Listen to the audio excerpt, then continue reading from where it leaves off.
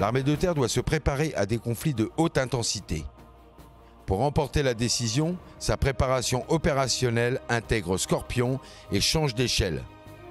Notre armée de terre sera durcie, c'est-à-dire intégratrice, puissante et résiliente.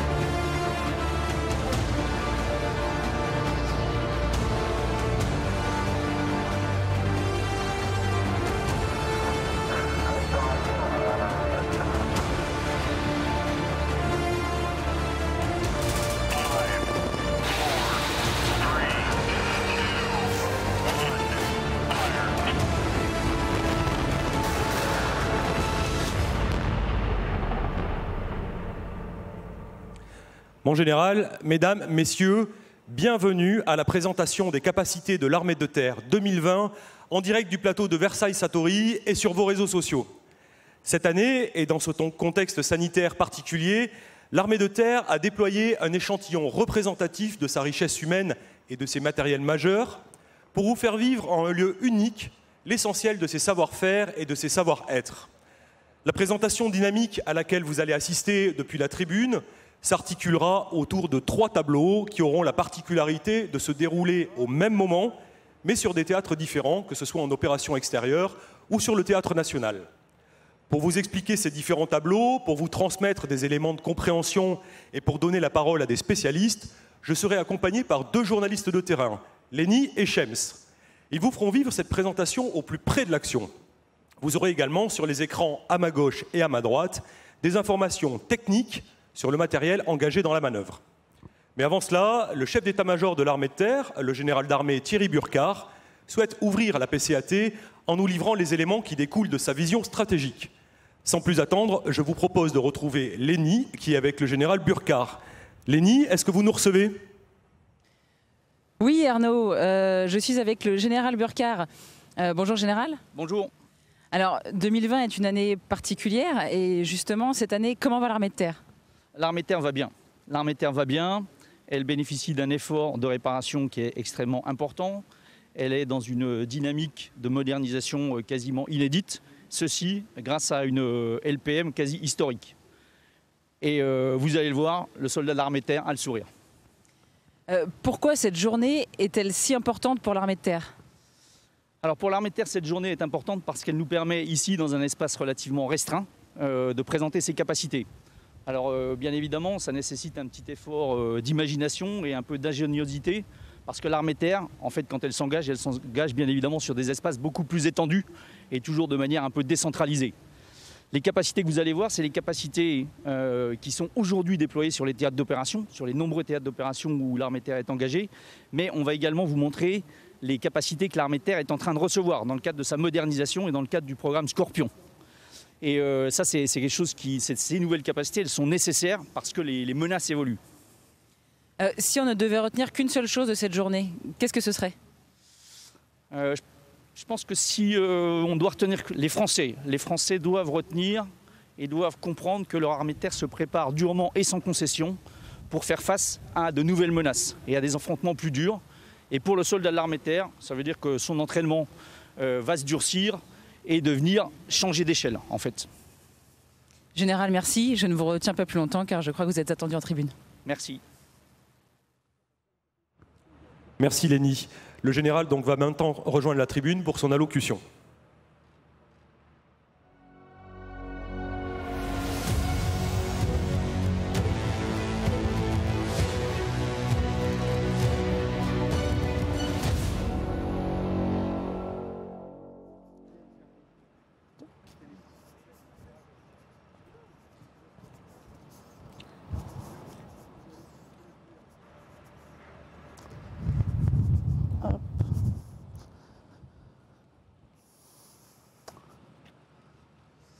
Mesdames et messieurs les parlementaires, monsieur le chef d'état-major de l'armée de terre belge, cher Pierre, je vous en prie, asseyez-vous.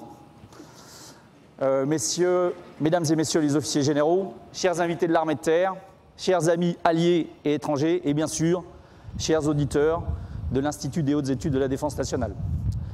Je suis très heureux de vous accueillir ici, aujourd'hui, sur le plateau de Satory, pour cette présentation des capacités de l'armée de terre, en fait appelée PCAT, et ce qui est quand même plus pratique. Tout d'abord, votre présence nombreuse ici sur le plateau de Satory signifie que nous sommes capables de conduire de manière adaptée des activités tout en nous adoptant, tout en prenant des mesures qui nous protègent de l'épidémie. Le virus fait désormais partie de notre environnement et en fait nous l'intégrons, l'armée de terre l'intègre dans l'ensemble de ces activités pour être capable de les conduire. Je vous demande donc de bien vouloir respecter les règles qui vous ont été précisées à votre arrivée pour que tout se déroule parfaitement bien. Je salue enfin ceux qui nous suivent à distance, car l'ensemble de cette journée sera retransmise sur les réseaux sociaux, en direct, normalement. La PCAT, qu'est-ce que c'est? En fait, c'est d'abord la présentation de nos capacités aéroterrestres actuelles, nos capacités qui sont aujourd'hui déployées en opération. Mais cette journée, elle a un autre objectif, celui de vous montrer comment l'armée de terre se modernise, comment l'armée de terre se transforme. Modernisation de ses moyens de combat et de ses équipements, bien sûr, mais aussi modernisation et transformation de sa doctrine et de ses tactiques de combat. Tout ce que vous allez voir aujourd'hui existe, ce n'est pas de la science-fiction, mais certaines de ces capacités, comme le combat info-valorisé Scorpion, sont en cours de déploiement actuellement dans nos unités. Nous avons déjà reçu 92 Griffons en 2019, nous en attendons 128 supplémentaires pour l'année 2020. Je sais que Nexter, Arcus et Thales font tout leur possible pour que cette cible soit atteinte et respectée cette année. Nous avons déjà bien avancé dans l'appropriation de ces nouveaux matériels, de ces nouvelles capacités. Il nous reste encore beaucoup de choses néanmoins à apprendre et à faire évoluer. Mais nous ne devons pas perdre de temps car, vous le constatez comme moi, le monde qui nous entoure est marqué par le retour du rapport de force. Notre pays a donc besoin d'une armée de terre apte à s'engager dans des combats encore plus durs. Et c'est ce dont je voudrais vous parler maintenant. Certains parmi vous connaissent bien, voire très bien l'armée de terre, d'autres un peu moins, et certains viennent aujourd'hui ici pour la découvrir. Donc je commencerai par vous parler de l'armée de terre, de ses capacités, ainsi que des hommes et des femmes qui y servent. Tout d'abord, en fait, j'ai aucun souci, aucun doute sur le fait que demain, comme hier, comme aujourd'hui, nous aurons toujours besoin de soldats et toujours besoin d'armées de terre. Les affrontements armés finissent toujours par se dérouler au sol et c'est généralement là aussi qu'ils se terminent. Je voudrais donc vous décrire le milieu terrestre. Je vais commencer par ça, un milieu qui est extrêmement hétérogène, le milieu dans lequel vivent les populations, le milieu dans lequel nous vivons. Ce milieu, il est dur physiquement, sans même que l'ennemi vous tire dessus. En fait, il y fait toujours soit trop chaud, soit trop froid, c'est trop sec, c'est trop humide. On y porte son sac, on marche longtemps et généralement on y dort assez peu. Ce milieu-là, il est aussi dur psychologiquement. Le combat terrestre, c'est un combat qui est très décentralisé et souvent jusqu'au plus bas échelon. Le bas échelon tactique, c'est le trilôme, c'est 3 hommes, mais quelquefois aussi c'est le soldat tout seul. Cela se traduit par un isolement qui est assez fréquent, où chaque soldat détient une part de la responsabilité du combat à mener. Et enfin, ce milieu, il est dur moralement. Le combat terrestre, c'est le feu qui tue. Chacun doit faire appel à son intelligence et à la maîtrise des savoir-faire du soldat pour y combattre et pour y survivre. Vous l'avez compris, pour remplir ses missions dans le milieu terrestre, le soldat de l'armée de terre doit être solide physiquement, psychologiquement et moralement. L'armée de terre, c'est ensuite une grande richesse humaine, avec ses 115 000 hommes et femmes qui ont décidé de s'engager au service de leur pays. Je vous laisse imaginer la très grande variété des profils, des milieux d'origine et des parcours de nos soldats. L'armée de terre, en fait, c'est un peu un concentré de notre pays, un concentré de la France. L'armée de terre, c'est aussi une très grande jeunesse. Chaque année, nous recrutons 16 000 jeunes soldats qui sont à l'image de la jeunesse d'aujourd'hui, toujours prêts à s'engager, plutôt généreux, mais aussi exigeants et impatients. L'armée de terre doit donc apporter à ses cadres, à ses soldats, ce qu'ils sont venus chercher. les faire grandir et leur permettre de s'épanouir. En fait, il n'y a pas d'autre voie possible. Cette armée de terre, elle est très expérimentée et elle connaît le feu sans discontinuer depuis un peu plus de 10 ans, que ce soit en Afghanistan, en République centrafricaine, l'Irak, le Mali et bien d'autres théâtres encore. Nos unités conduisent régulièrement des missions de combat, traquent l'ennemi, affrontent le risque des embuscades, le risque de l'engin explosif improvisé. Elles coordonnent aussi leur action au plus bas niveau avec les moyens d'appui aérien. En fait, tout cela n'est pas exceptionnel pour l'armée de terre, et globalement, c'est un peu le quotidien. Peu d'armées de terre occidentales combattent aujourd'hui dans des conditions aussi difficiles et sont aussi régulièrement engagées. C'est un plus indéniable pour notre armée de terre. Mais, dans notre métier, cet engagement, l'engagement de l'armée de terre, elle le paye dans sa chair. En 2019, nous avons déploré 23 tués et plus de 500 soldats ont été blessés en mission. C'est une charge qui est importante pour nos régiments et pour nos familles. C'est aussi une expérience qui est douloureuse, mais extrêmement structurante pour nos soldats et pour leurs chefs. Heureusement, nous bénéficions d'un soutien politique et national extrêmement fort. Soutien dont la loi de programmation militaire est la parfaite illustration. Voulue par le président de la République, construite et mise en œuvre par la ministre des Armées et le chef d'état-major des armées, cette LPM est à la hauteur des ambitions de notre pays. Elle est néanmoins absolument indispensable et nécessaire à l'armée de terre pour être capable de remplir les missions qui lui sont fixées par le livre blanc et la revue stratégique. La LPM, nos régiments en voient les effets tous les jours, avec l'arrivée de nouveaux équipements comme les fusils HK416, les gilets pare-balles ou les nouveaux treillis F3. Mais aussi, comme nous l'avons vu, avec l'arrivée de nouveaux matériels comme le Griffon, le système de communication Scorpion et très bientôt les Serval ou les Jaguars. Posez la question tout à l'heure aux soldats que vous rencontrerez pendant la présentation statique et vous percevrez leur niveau de satisfaction. Bien sûr, je pense qu'il y en a qui vous le diront, il y a toujours des impatients et on voudrait que ça aille plus vite. Le bon matériel, quand il arrive, on voudrait que tout le monde l'ait tout de suite. Et c'est bien normal. En fait, c'est la preuve que nos soldats aiment leur métier. Mais les nouveaux équipements arrivent et il faut qu'ils continuent à arriver. Comme vous pouvez le voir, la transformation de la silhouette du soldat français a évolué de manière assez impressionnante. Ils sont là. Et cette transformation, elle a été plus importante ces 15 dernières années que pendant les 45 années qui ont précédé la suspension de la conscription. Ce soutien de la nation, nous le ressentons également au travers de l'attention de nos élus et de nos concitoyens. C'est très très important et nous les en remercions. En m'écoutant, vous devez donc vous dire, en fait, tout va bien dans l'armée de terre et vous vous demandez pourquoi il faut changer. Oui, effectivement, tout va plutôt bien dans l'armée de terre et c'est une armée de terre qui a été transformée en profondeur avec le modèle haut contact qu'a mis en place le général Bosser et c'est une très bonne chose. Toutefois, quand je regarde notre environnement, j'estime que nous ne pouvons pas nous satisfaire de notre niveau actuel. Au bilan, depuis 10 ans, nous nous concentrons sur le combat contre le terrorisme militarisé. C'est un combat qui est très exigeant, qui est très dur pour les soldats de l'armée de terre et militairement parlant, j'estime que nous y obtenons plutôt de très bons résultats. Et même si j'ai confiance dans mes hommes, j'ai aussi le devoir de m'interroger sur notre aptitude à mener des combats à plus grande échelle, dans la durée, c'est-à-dire des engagements de haute intensité. C'est tout l'objet de la vision stratégique dont je vais maintenant vous parler. Au point de départ de nos travaux de réflexion, il y a d'abord un constat qui n'a pas été démenti depuis, celui que le monde évolue vite et pas toujours dans le bon sens. Tous les signaux montrent qu'un nouveau cycle de conflictualité est en train de s'ouvrir, avec le retour d'affrontements très violents. Ils seront plus difficiles encore que ceux que nous connaissons actuellement. Nous devons observer tout cela avec beaucoup d'attention et beaucoup de vigilance.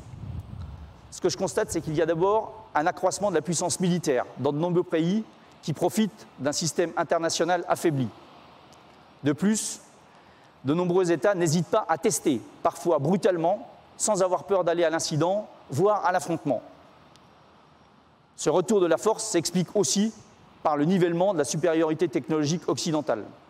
De nombreux pays acquièrent aujourd'hui du brouillage, des drones, des missiles de longue portée, et n'hésitent plus vraiment à les disséminer, voire à en faire profiter les pays qu'ils appuient.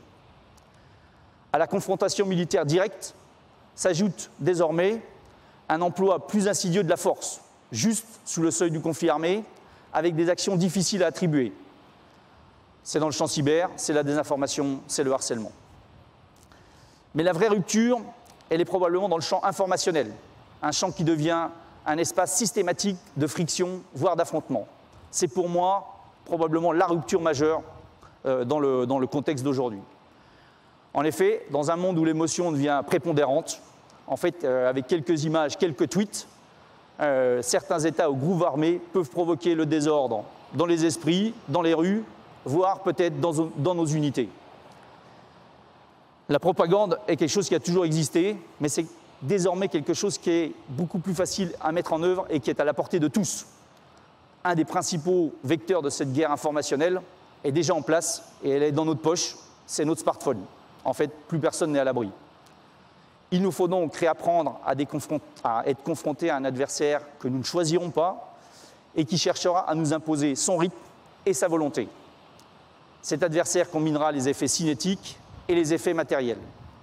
Tous les champs de la conflictualité et tous les milieux seront contestés. C'est en cela que l'on peut dire que la guerre sera plus dure et plus intense. Durant ces dernières décennies, nous avons maîtrisé l'intensité des opérations et en fait nous avons calibré notre engagement militaire sur les ressources qu'on voulait bien y engager. Ce qui est nouveau, c'est que nous devons nous préparer à l'inconfort opérationnel. Nos adversaires chercheront à nous surprendre. Nous n'avons pas le droit de ne pas y être préparés. Aujourd'hui, les menaces extérieures contre le territoire métropolitain semblent encore faibles et lointaines. En revanche, je pense qu'il faut qu'on soit déjà très vigilant face à des menaces sur nos intérêts ou sur ceux de nos alliés, outre-mer ou à l'étranger. Je ne cherche pas à inquiéter inutilement. Le constat doit être lucide, sans excès de prudence ni excès de confiance, sans esprit battant-guerre ni angélisme. Mon devoir, en tant que chef militaire, est de préparer mon armée aux options les plus dures et les plus dangereuses. Dans ce contexte se pose la question de l'ambition que nous devons avoir pour l'armée de terre. Ma réponse est simple, la France doit disposer d'une armée de terre durcie. Une armée de terre durcie, qu'est-ce que c'est ? C'est une armée de terre intégratrice, puissante et résiliente. En fait, c'est une armée de terre qui doit changer d'échelle. Changement d'échelle dans le volume des forces que nous devons être capables de déployer sur court préavis. Changement d'échelle dans le niveau des unités engagées.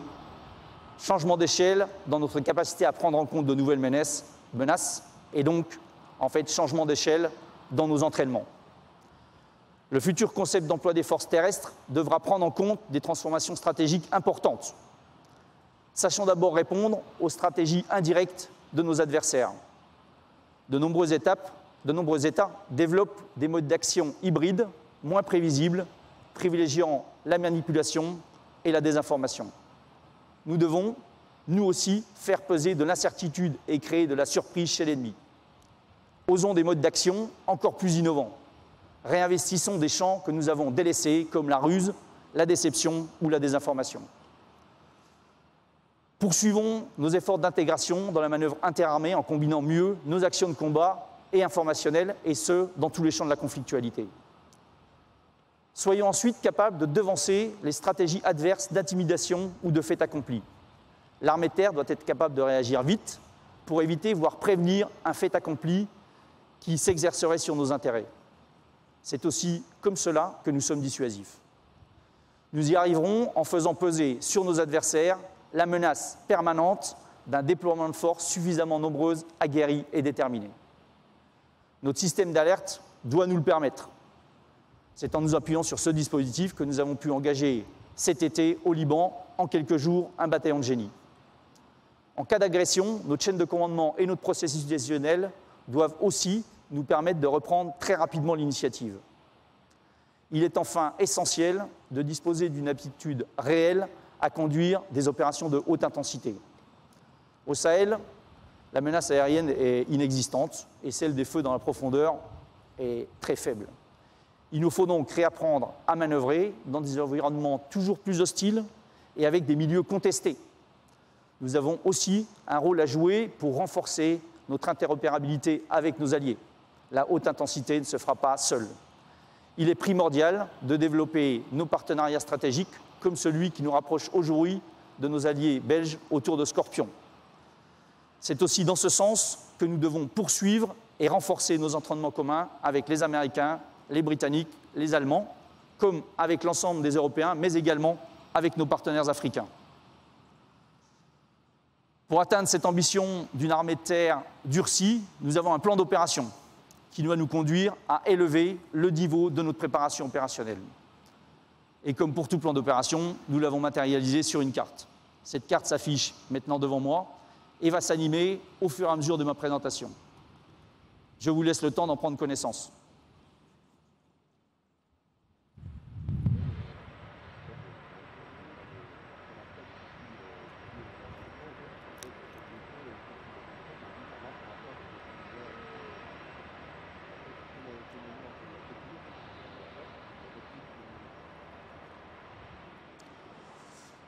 Sur cette carte, vous allez voir apparaître 4 grands axes et qui correspondent aux 4 grands objectifs stratégiques.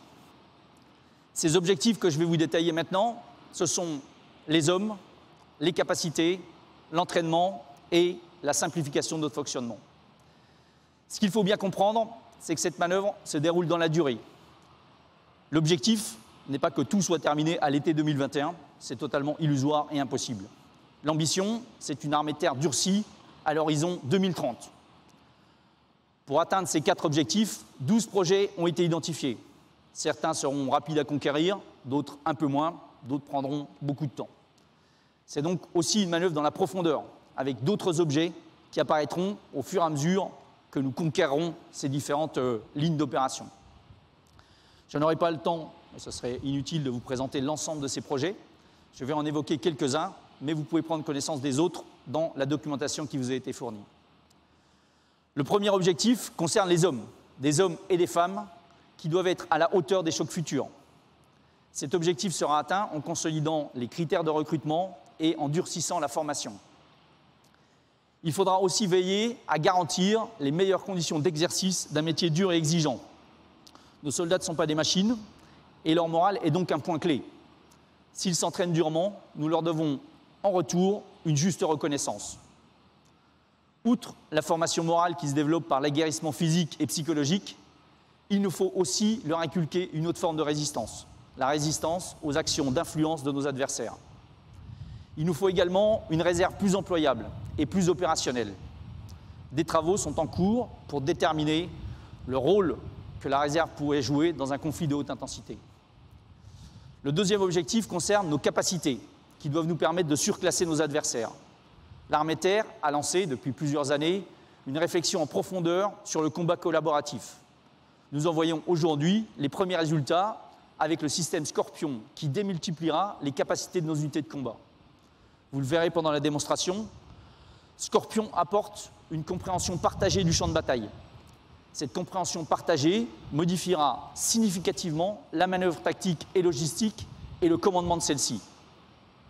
Mais nous n'en sommes encore qu'au début. Et même si nous avons déjà bien progressé, nous avons encore beaucoup de choses à apprendre.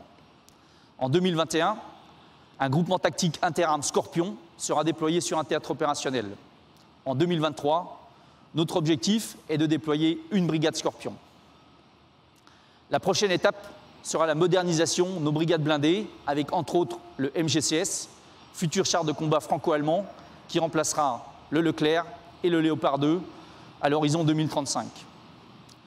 Mais la modernisation ne se limite pas à ces grands programmes emblématiques. L'armée de terre renouvelle aussi des équipements essentiels à nos combattants, comme l'armement petit calibre, les jumelles de vision nocturne ou encore les missiles anti-chars.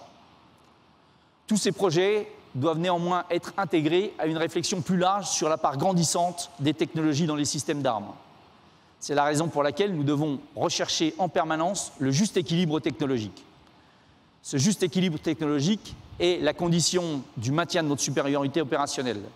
Pour cela, nous avons besoin d'équipements performants, mais aussi d'équipements soutenables à l'entraînement comme en opération. Le troisième objectif concerne notre entraînement. Entraînement qui doit être centré sur l'engagement majeur. Il y a 2 enjeux, entraîner des unités de niveau plus important et les entraîner mieux. Aujourd'hui, nous faisons effort sur les régiments qui se préparent à être projetés en opération. C'est désormais le niveau de la brigade et de la division que nous devons entraîner. Il faut par exemple que tous les équipages Leclerc fassent un minimum de 115 heures d'entraînement par an sur leur char, comme cela est prévu dans la LPM. Aujourd'hui, nous n'en sommes pas encore là. Cela a un impact sur l'efficacité opérationnelle, mais aussi sur le moral de nos soldats. S'entraîner mieux, c'est apprendre à nos unités à manœuvrer avec des appuis nouveaux, cyberattaque, lutte informationnelle ou encore guerre électronique offensive. Nos capacités d'entraînement vont donc être adaptées. L'effort va porter sur la simulation, le réalisme de nos parcours de tir et la prise en compte de nos nouvelles menaces. En 2023, nous réaliserons un exercice de niveau division avec un maximum de moyens déployés sur le terrain. Ce sera le premier test grandeur nature de notre nouveau concept d'emploi des forces terrestres. Le dernier objectif concerne la simplification de notre fonctionnement. Pour nous entraîner plus, nous devons renouveler et retrouver du temps disponible. Et c'est peut-être ce que les régiments attendent en priorité. Vous le verrez tout à l'heure, il y a chez nos soldats une vraie passion pour leur métier et pour leur spécialité. Mais il y a donc beaucoup d'énergie dans nos régiments. Mais néanmoins, cette énergie, elle est souvent entravée ou consommée par des procédures qui ne sont plus adaptées à une armée de terre moderne et très sollicitée. Nos formations et nos régiments sont en quelque sorte étouffés par un excès de normes qui sont empilées avec le temps, parfois sans grande cohérence entre elles. Pour autant, nous sommes en partie aussi responsables de cette situation. C'est la raison pour laquelle l'armée de terre doit d'abord, osons le mot, faire un peu son autocritique. Nous devons nous inspirer du fonctionnement de nos états-majors en opération, qui gèrent des problèmes complexes, avec beaucoup de réactivité et d'efficacité. Il faut s'inspirer aussi de structures différentes de celles de l'armée de terre. La simplification est aussi une question d'état d'esprit. Pour cela, chaque niveau hiérarchique doit se demander comment faciliter la vie de ses subordonnés. Cette simplification nécessitera un effort de tous, à tous les niveaux. Ça ne sera pas facile, sinon ça aurait déjà été fait depuis longtemps, mais je pense que nous pouvons progresser et nous allons progresser. Pour mettre en œuvre la vision stratégique, nous n'avons pas tous les leviers, mais en fait, il y en a quand même quelques-uns, et 2 en particulier, qui sont totalement dans notre main. Il s'agit de la qualité des hommes et des femmes qui ont rejoint l'armée de terre et de la détermination de leur chef. Nos soldats choisissent un métier exigeant, et ils en sont très fiers. Allez à leur rencontre pendant la présentation statique, échangez avec eux. Ils vous en seront très reconnaissants, et je pense qu'ils vous impressionneront par bien des aspects. Pour avoir des soldats de qualité, il n'y a pas de mystère. L'armée de terre a besoin d'une chaîne de commandement solide. C'est mon effort principal. J'attache en effet beaucoup d'importance au commandement des femmes et des hommes qui ont choisi de s'engager pour leur pays. Je vais maintenant vous laisser assister à la démonstration dynamique. Comme je l'ai dit en introduction, vous allez voir quasiment toutes les capacités de l'armée de terre. Celles d'aujourd'hui qui sont déjà engagées en opération, mais aussi celles de demain. En tout cas, celle d'un avenir très proche. Ces capacités équipent déjà les premiers régiments Scorpion. Il est important de vous les présenter pour que vous compreniez comment se modernise l'armée de terre et dans quelle direction elle s'engage. Je vous retrouve à l'issue de la présentation dynamique pour répondre à vos questions. Merci pour votre attention.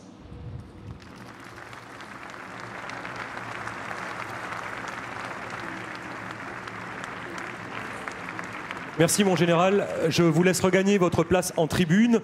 Si vous le voulez bien mon général, je vous inviterai à me rejoindre devant la tribune en fin de présentation pour répondre à 3 questions que les internautes auront posées sur le Facebook de l'armée de terre pendant le direct. La démonstration dynamique de la PCAT 2020, c'est maintenant, c'est tout de suite.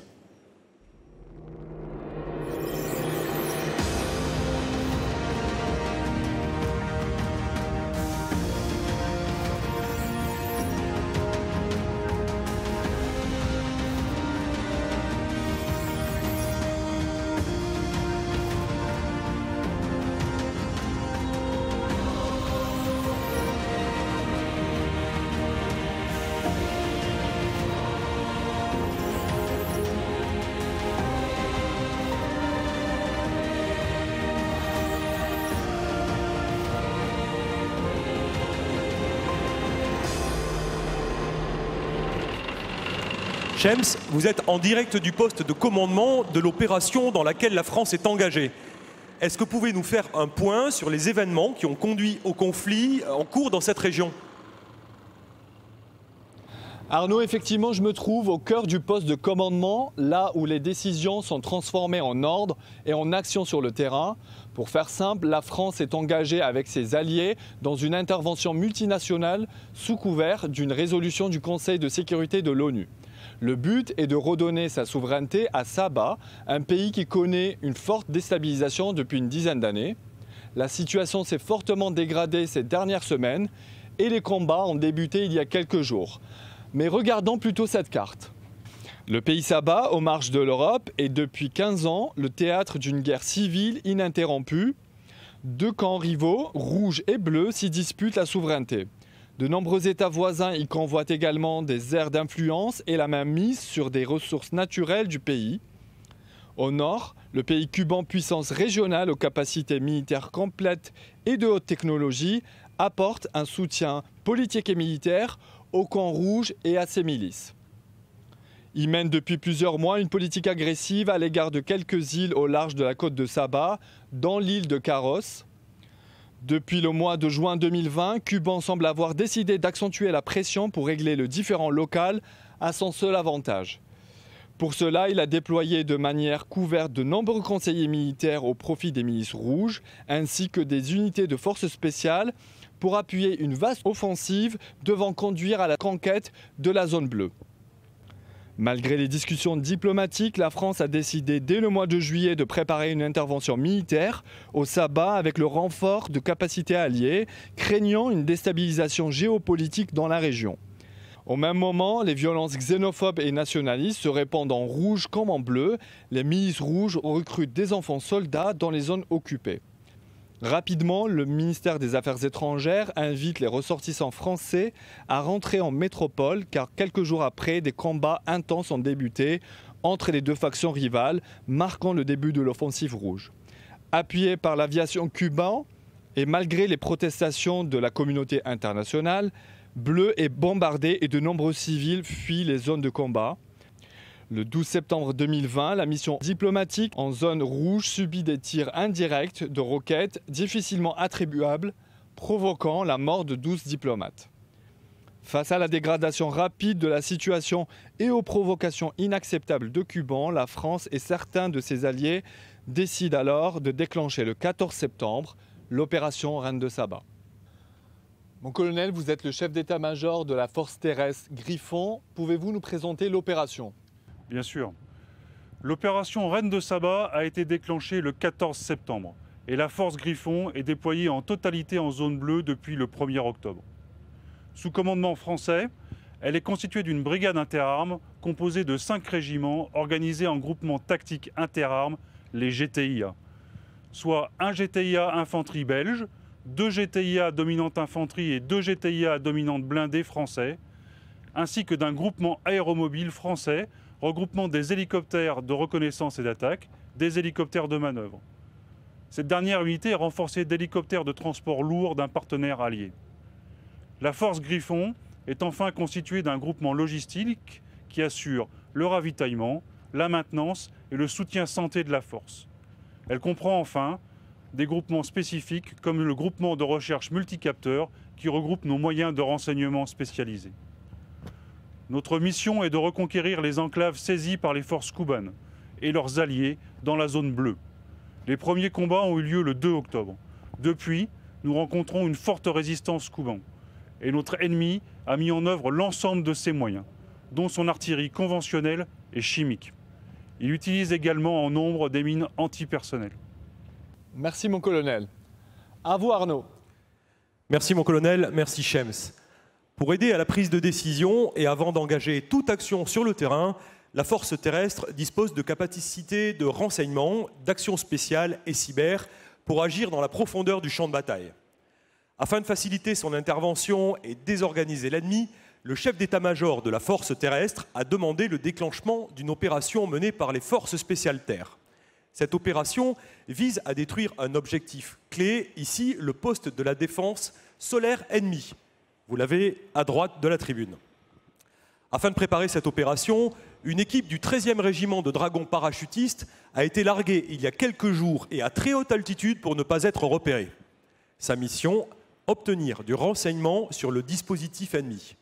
Lenny, vous avez rejoint l'équipe. Peut-on avoir plus d'éléments sur leur manière d'opérer?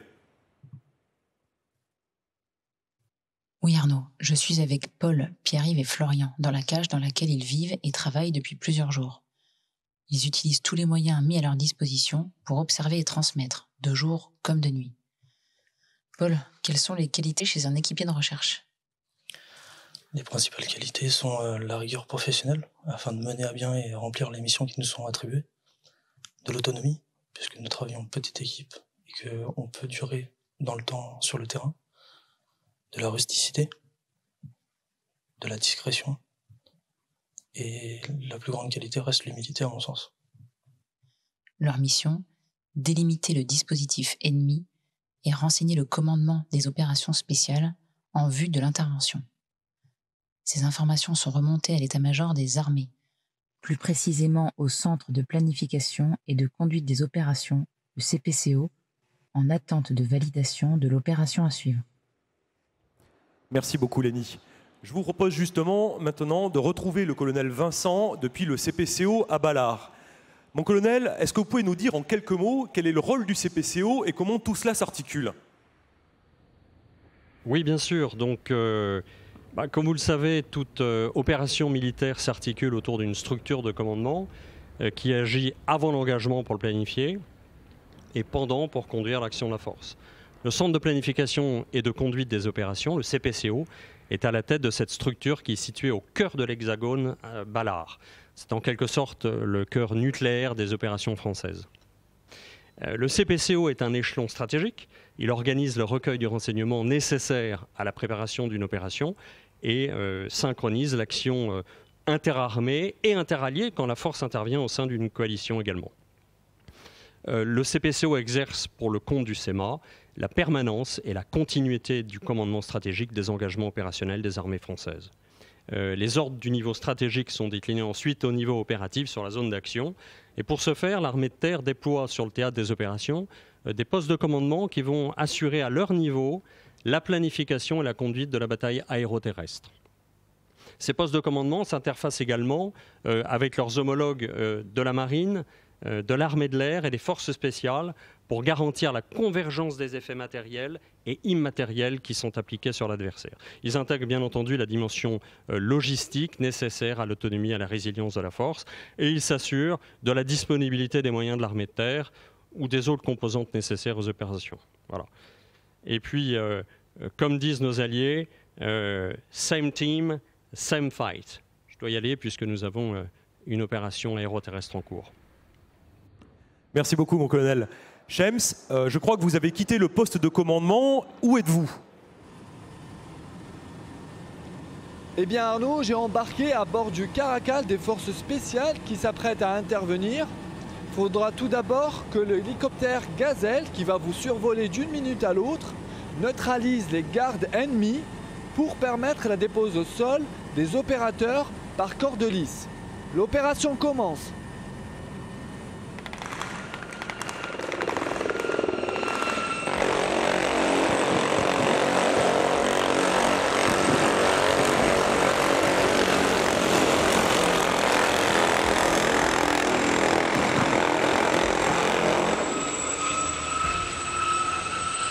L'hélicoptère Gazelle appuie l'opération depuis les airs. Son mitrailleur a ouvert le feu sur l'objectif pour neutraliser les gardes, permettant aux opérateurs d'être mis au sol sans la menace du feu ennemi. Cette phase qui va avoir lieu de mise à terre est très délicate, car nos opérateurs et l'hélicoptère sont à ce moment-là très vulnérables.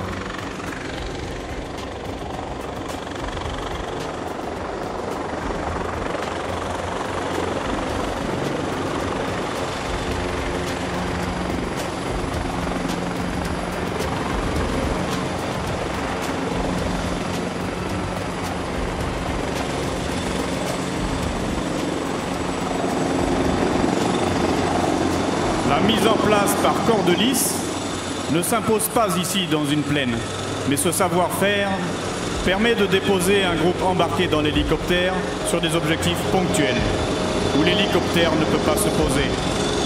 Par exemple au milieu d'une forêt, par une clairière ou sur le toit d'un bâtiment.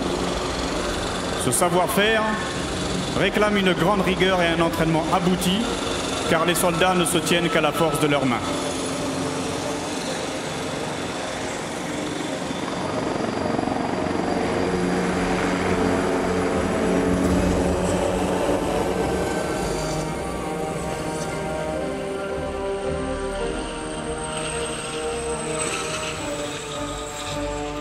Sur la droite, l'intervention que vous voyez vers le PC ennemi est maîtrisée. Avec le renseignement obtenu par l'équipe de recherche du 13e régiment Dragons parachutistes, les forces spéciales ont pu s'entraîner sur un objectif simulé, équivalent, et en connaissant l'organisation de la garde qui s'y trouve, l'organisation des bâtiments. Vous voyez entrer sur la gauche un VPS-2. Effectivement, une fois que la gazelle a ouvert le feu, il n'y a plus de discrétion à conserver. Le dispositif peut donc être rejoint par véhicule terrestre.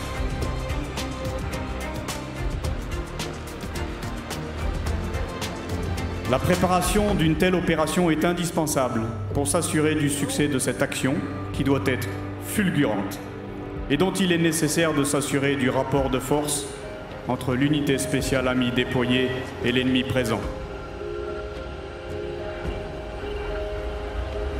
La gazelle reste prête à appuyer, c'est-à-dire à les aider en délivrant du feu depuis les airs pour reprendre l'ascendant sur l'ennemi si les équipiers au sol étaient en difficulté.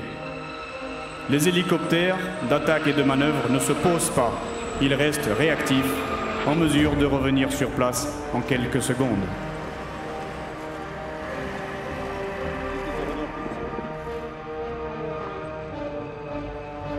Pour éviter toute évolution défavorable, comme un renfort ennemi, il faut aller vite pour sidérer l'ennemi, lui retirer toute initiative, le détruire, à moins qu'il ne se rende. Visiblement, il y a un prisonnier. Une partie de l'ennemi s'est rendue. Cet ennemi sera accompagné jusqu'au VPS-2 et rapporté pour interrogation dans les lignes amies.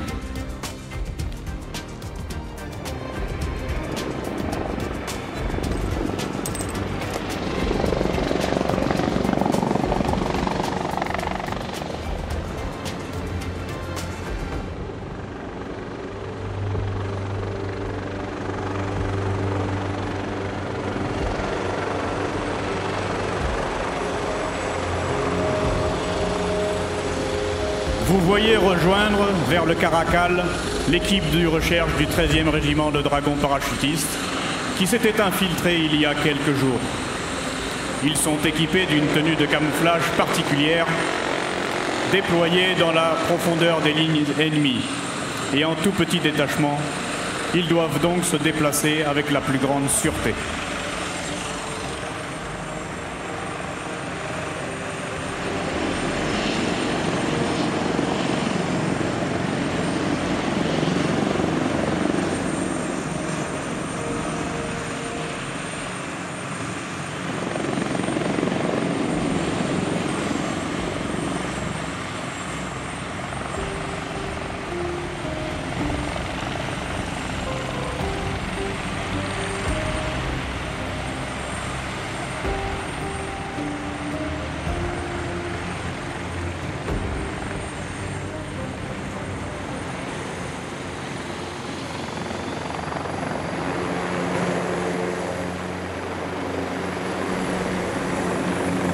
La concentration des effets provoqués par l'appui aérien, l'action au sol, le renseignement et la surveillance des réseaux permettent de conduire l'action avec succès et de détruire le poste de commandement ennemi.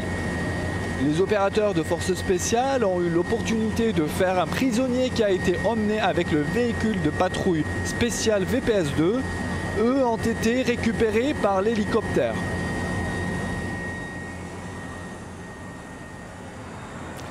Merci Shems. Durant l'intervention, les forces spéciales ont récupéré les téléphones des ennemis, mais aussi des ordinateurs. Les informations recueillies seront traitées par les spécialistes du renseignement. Elles seront ensuite utilisées à des fins tactiques pour réaliser une manœuvre destinée à tromper l'ennemi, en utilisant ses réseaux sociaux ou ses téléphones. Elles permettent également d'identifier et de frapper un bâtiment ennemi et ses moyens de communication. C'est ce qu'on appelle le renseignement d'intérêt cyberdéfense ou le renseignement d'origine cyberespace. Pour synthétiser, l'espace numérique est devenu un enjeu stratégique majeur. Et cette transformation numérique contribue à notre autonomie stratégique. C'est pour cela que l'armée de terre développe ses capacités dans les champs immatériels, à tous les niveaux ou ceux des commandements interarmés. Lenny, vous êtes avec l'avant-garde de la force. Est-ce que les informations recueillies ont-elles été utiles? Oui Arnaud, tout ce travail de renseignement permet à la force de construire sa manœuvre et il comporte plusieurs volets. Vous pouvez voir s'infiltrer devant vous une patrouille du 2e régiment de hussards. Sa mission, découvrir les positions de l'ennemi au plus près et confirmer ses mouvements. Je me trouve en ce moment à l'intérieur d'un VAB Bison du 54e régiment de transmission, spécialisé dans la guerre électronique. Grâce à ses capacités embarquées, il est en mesure de brouiller les communications ennemies et de couper le lien avec leur chaîne de commandement. Sans transmission, il n'y a plus d'ordre. Et même si la manœuvre ne s'arrête pas pour autant, elle se poursuit à l'aveugle. Elle est donc beaucoup moins efficace.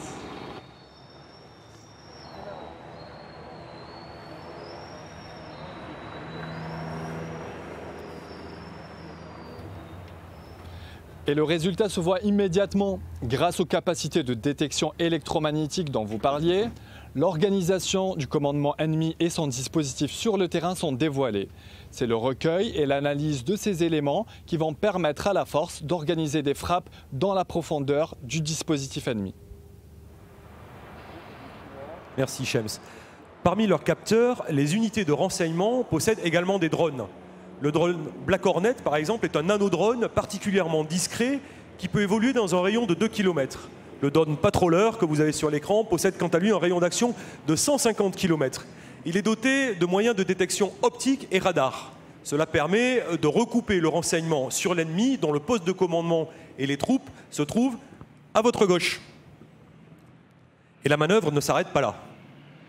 L'armée de terre est également en mesure d'appuyer l'action sur le terrain en agissant dans les champs immatériels, sur les perceptions par exemple. En fait, grâce à l'exploitation des données numériques des téléphones et des ordinateurs saisis un peu plus tôt, de fausses informations ont été postées sur les réseaux sociaux de l'ennemi. L'objectif est d'amener ce dernier à déplacer ses troupes. Dans le cas présent, il s'agit de leur faire croire que certaines unités effectuent un débordement sur leurs flancs et sont sur le point de les prendre à revers. Ces 2 véhicules blindés sont l'ennemi.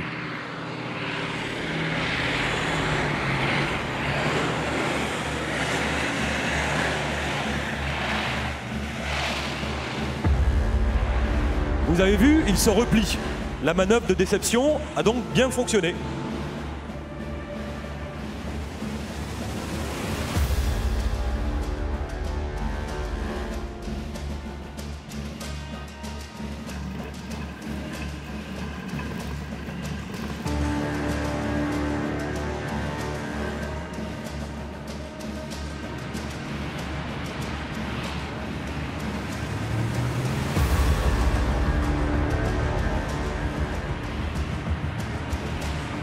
Au vu des effets obtenus, c'est le moment pour la force de se mettre en ordre de bataille. L'armée de terre détient des capacités d'agression puissantes et précises pour conduire un engagement de haute intensité par le feu direct, ici avec le char Leclerc et les véhicules blindés de combat d'infanterie. L'armée de terre combine ses capacités avec celles de l'armée de l'air bien sûr et de la marine nationale, mais aussi, et pour renforcer la masse nécessaire à vaincre un ennemi de force égale, avec celle de nos alliés, comme ici avec l'armée de terre belge et ses Piranhas, qui sont identifiables par leur couleur vert uni et leur filet de camouflage. Vous les avez en fond de tableau.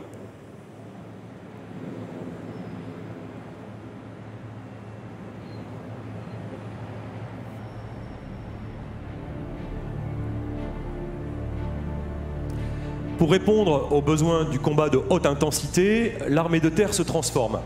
Elle se transforme pour détenir des capacités de combat collaboratifs. C'est le programme Scorpion.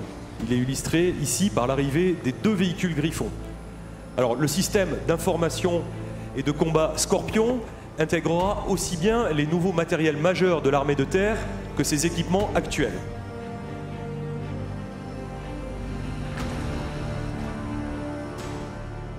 La livraison du Griffon, le nouveau véhicule blindé multirôle, marque l'entrée de l'armée de terre dans l'ère Scorpion. Suivra dans quelques mois le Jaguar, puis le Serval et enfin le Leclerc rénové. Scorpion, c'est avant tout le système SICES, système d'information du combat Scorpion, qui permet à l'armée de terre d'accéder à l'infovalorisation et au combat collaboratif.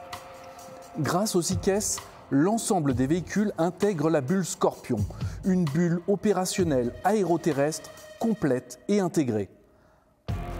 Les unités Scorpion accèdent plus vite à la bonne information et deviennent plus agiles, décident plus rapidement pour agir plus vite que l'adversaire.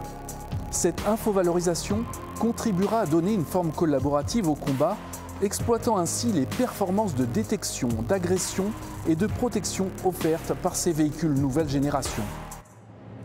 Je vous propose maintenant de retrouver le capitaine Florent à bord de son véhicule de l'avant blindé de commandement. Mon capitaine, pouvez-vous nous dire en quelques mots en fait, quelle est la plus-value de SICES en situation de combat? Donc effectivement, le VAB commandement me permet en tant que commandant d'unité deux actions déterminantes pour la manœuvre. L'élaboration des ordres et la conduite. Le système d'information au combat Scorpion, donc le SICES, nouveau système de communication, facilite largement mon travail dans ces deux étapes. Pour l'élaboration des ordres, il permet de faire un travail en collaboratif. On peut le voir ici, mon officier adjoint tactique et mon officier adjoint logistique peuvent en même temps remplir l'ordre initial et de ce fait me faire gagner du temps et donc d'être plus efficace au combat. Dans la partie conduite, effectivement, l'infovalorisation de ce système de communication permet de largement faciliter la coordination, qui est une étape importante au combat. En effet, la géolocalisation permet à tous les subordonnés de savoir où ils se placent, où est l'ami à côté et où se trouve l'ennemi. En temps réel, ça permet de fluidifier donc ces phases de guerre et donc de devancer l'ennemi, d'être plus agressif et plus efficace. Vous l'avez compris, Scorpion ne se limite pas au renouvellement des véhicules les plus anciens. Il apporte de nouvelles capacités à nos forces. Il permet le combat collaboratif grâce à la technologie embarquée. L'action se poursuit sur le terrain. Ultima envoyé, Griffon envoyé, Excel envoyé, SDPMAC envoyé, Piranha envoyé, Scorpion 99, situation ennemie inchangée, situation amie, le sous-groupement est au centre du dispositif du GTIA. Pour VBCI, Griffon, XL, Piranha, mission inchangée. Ultima, reconnaître le fuseau du sous-groupement en premier échelon. SDPMAC, appuyer la mobilité du sous-groupement en mesure d'effectuer une brèche.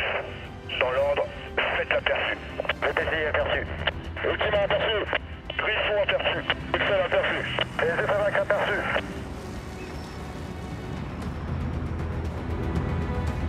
L'unité interarmes qui est devant vous, ce qui signifie qu'elle regroupe sous le commandement d'un même chef de l'infanterie, de la cavalerie, de l'aérocombat et ses appuis, constitués de l'artillerie et du génie, pour mener une reconnaissance. La reconnaissance est menée par les VAB Ultima qui ont été pris à partie par le char qui vient de gauche. Repéré par les capteurs acoustiques du Griffon, l'ensemble de la force a connaissance de cette position ennemie grâce à l'infovalorisation. L'hélicoptère d'attaque du sous-groupement va prendre l'ennemi à son compte et manœuvrer pour le détruire.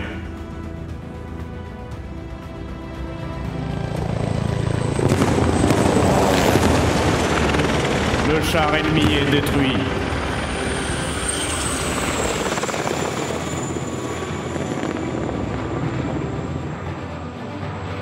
La manœuvre est un peu figée devant vous dans un découvert, mais en réalité, les mouvements et les arrêts sont adaptés à la manœuvre et au terrain.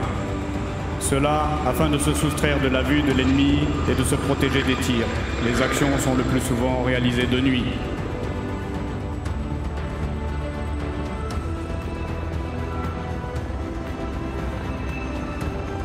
Je vous propose de faire un arrêt sur image. En fait, pour les spécialistes de la chose militaire, c'est assez facile à comprendre. Mais pour les néophytes, il est nécessaire d'expliquer ce qui se passe en fait. Tout d'abord, la manœuvre se déroulerait sur un espace effectivement beaucoup plus vaste. Et avec de nombreuses phases de combat auraient lieu la nuit. En fait, une unité Scorpion a mené une reconnaissance offensive sur les positions de l'ennemi. Cette unité Scorpion, elle incluait effectivement les véhicules de l'avant blindé Ultima que vous voyez juste devant vous et un hélicoptère d'attaque.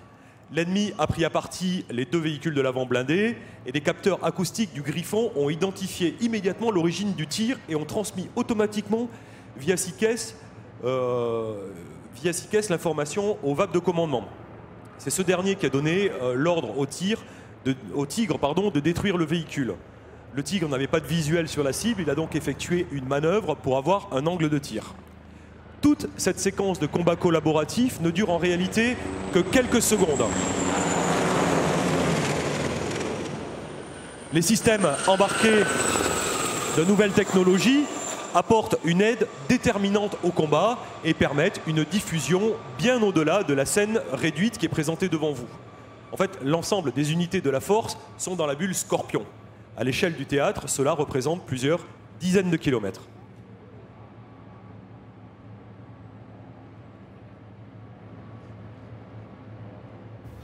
Mon colonel, pouvez-vous nous faire un point sur la situation actuelle? Tout à fait, Shems. Nous avons détecté un objectif grâce à nos unités de guerre électronique et venons de confirmer grâce à nos drones la destruction d'un poste de commandement ennemi suite à notre frappe. Nos résultats ont été valorisés sur nos réseaux sociaux par nos services de communication et viennent d'être repris par les médias. Montrer notre puissance, notre rapidité d'acquisition, notre efficacité a des conséquences directes pour renforcer le moral de nos troupes et atteindre le moral de l'ennemi. L'unité reprend sa reconnaissance avec le char Leclerc face à vous.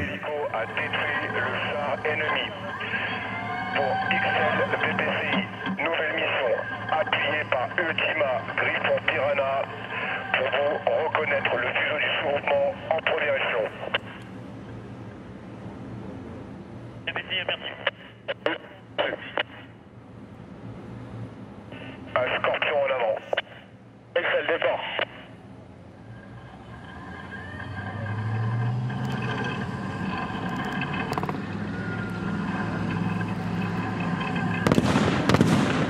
Le char Leclerc est tombé dans un obstacle linéaire à base de mines anti-char.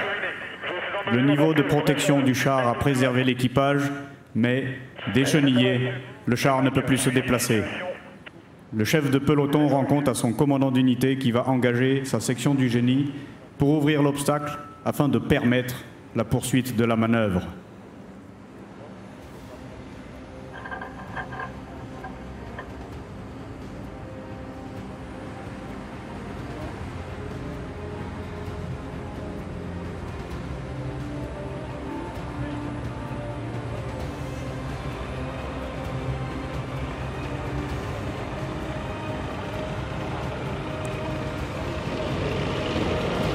Arrive par la droite le SDP MAC.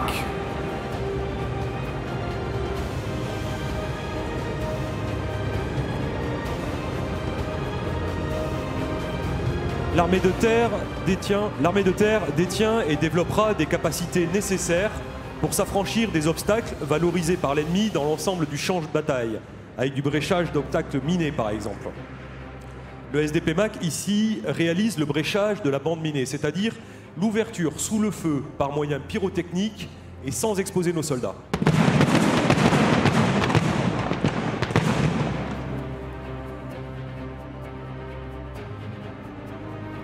Une brèche étant réalisée au travers de cet obstacle, les différents engins de l'unité vont manœuvrer pour franchir l'obstacle, comme s'ils passaient sur un pont.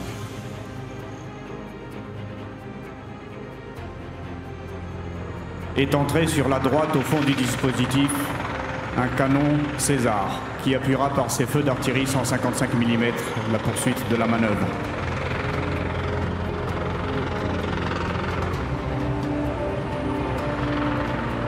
Les obstacles sont toujours surveillés et battus par les feux. L'ennemi constate donc que son obstacle est percé et renforce son dispositif comme vous pouvez le voir avec un canon d'artillerie au fond à gauche. La force amie, appuyée par les feux de tous ses moyens, va franchir ce point qui constitue un goulot d'étranglement et une vulnérabilité. S'ensuit un échange d'artillerie entre l'ennemi et les canons amis.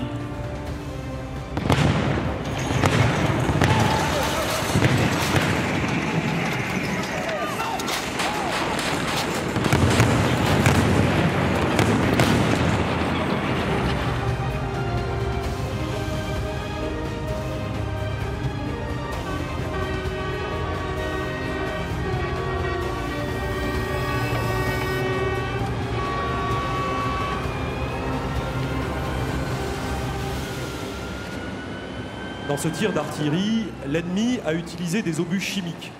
Les appareils de détection embarqués ont tout de suite permis de donner l'alerte. Vous avez pu l'entendre avec l'utilisation des klaxons, mais aussi sur le réseau radio, bien sûr. En réaction, l'ensemble des unités a adopté des mesures de protection adéquates. Les unités connaissent ce code et la réaction face à avoir la menace chimique puisqu'elle était identifiée. Les soldats à découvert revêtent leur tenue et leur masque de protection. Les véhicules, quant à eux, disposent d'un système de filtration et de pressurisation qui leur permet d'évoluer dans ces toxiques de guerre en protégeant leur équipage. Vient d'entrer le dépanneur de Charles Leclerc, puisque le char qui a sauté sur la mine tout à l'heure est probablement réparable. Il va installer une barre de traction et l'amènera au pôle logistique du bataillon afin de le réparer pour réengager le combat.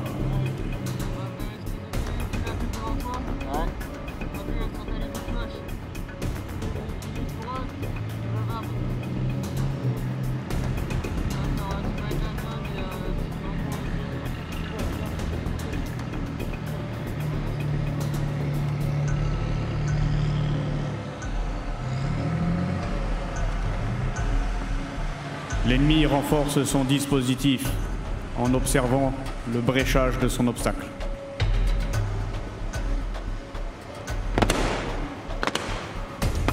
Mais la force amie relance son action avec les Piranhas belges et les VBCI.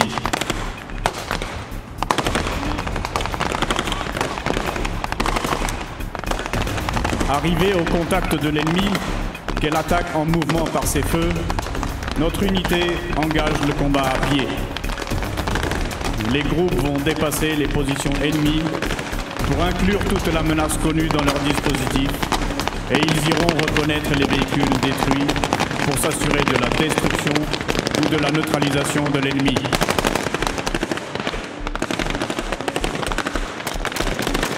Ce combat très dur, des derniers mètres, c'est celui de l'infanterie. Indispensable pour achever l'action et tenir le terrain.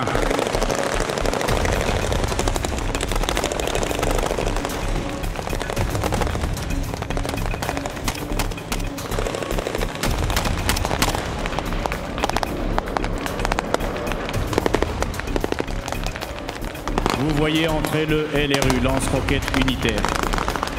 En complément du canon César d'artillerie qui a appuyé tout à l'heure toutes ces actions de l'unité interarmes, vous avez cet autre moyen d'artillerie. Grâce à sa portée d'environ 80 km, il réalise, généralement plus en retrait des premières lignes, un tir sur le PC ennemi à gauche qui a été décelé tout à l'heure. Il va procéder à sa mise en batterie.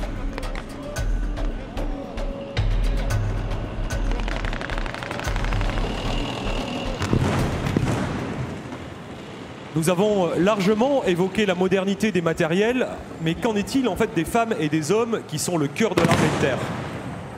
L'ensemble des soldats a été doté de moyens individuels adaptés aux besoins spécifiques du combattant d'aujourd'hui. Aussi, il faut réussir le pari de mieux protéger le combattant en lui laissant un maximum de mobilité et tout en lui donnant l'équipement nécessaire pour acquérir la supériorité sur le terrain.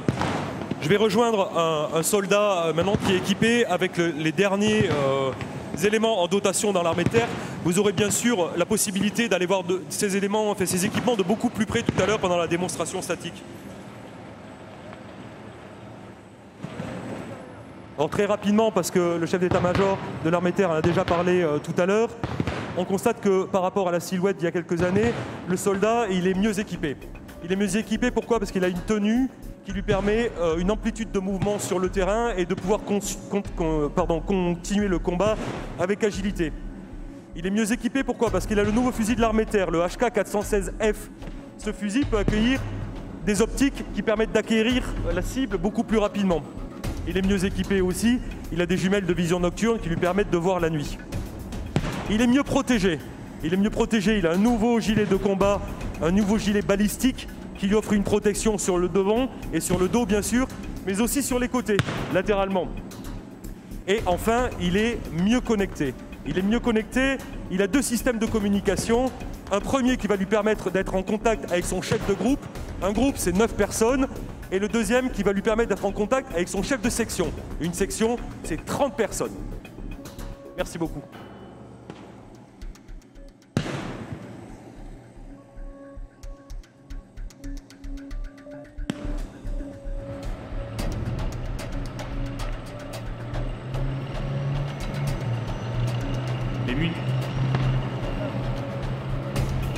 Alors, la menace justifie l'emploi de toutes ses capacités afin d'obtenir la supériorité des feux sur le champ de bataille.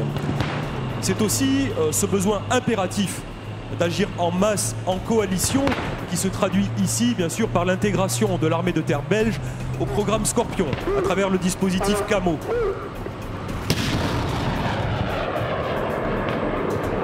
Grâce à Scorpion, cette interopérabilité sera maximale.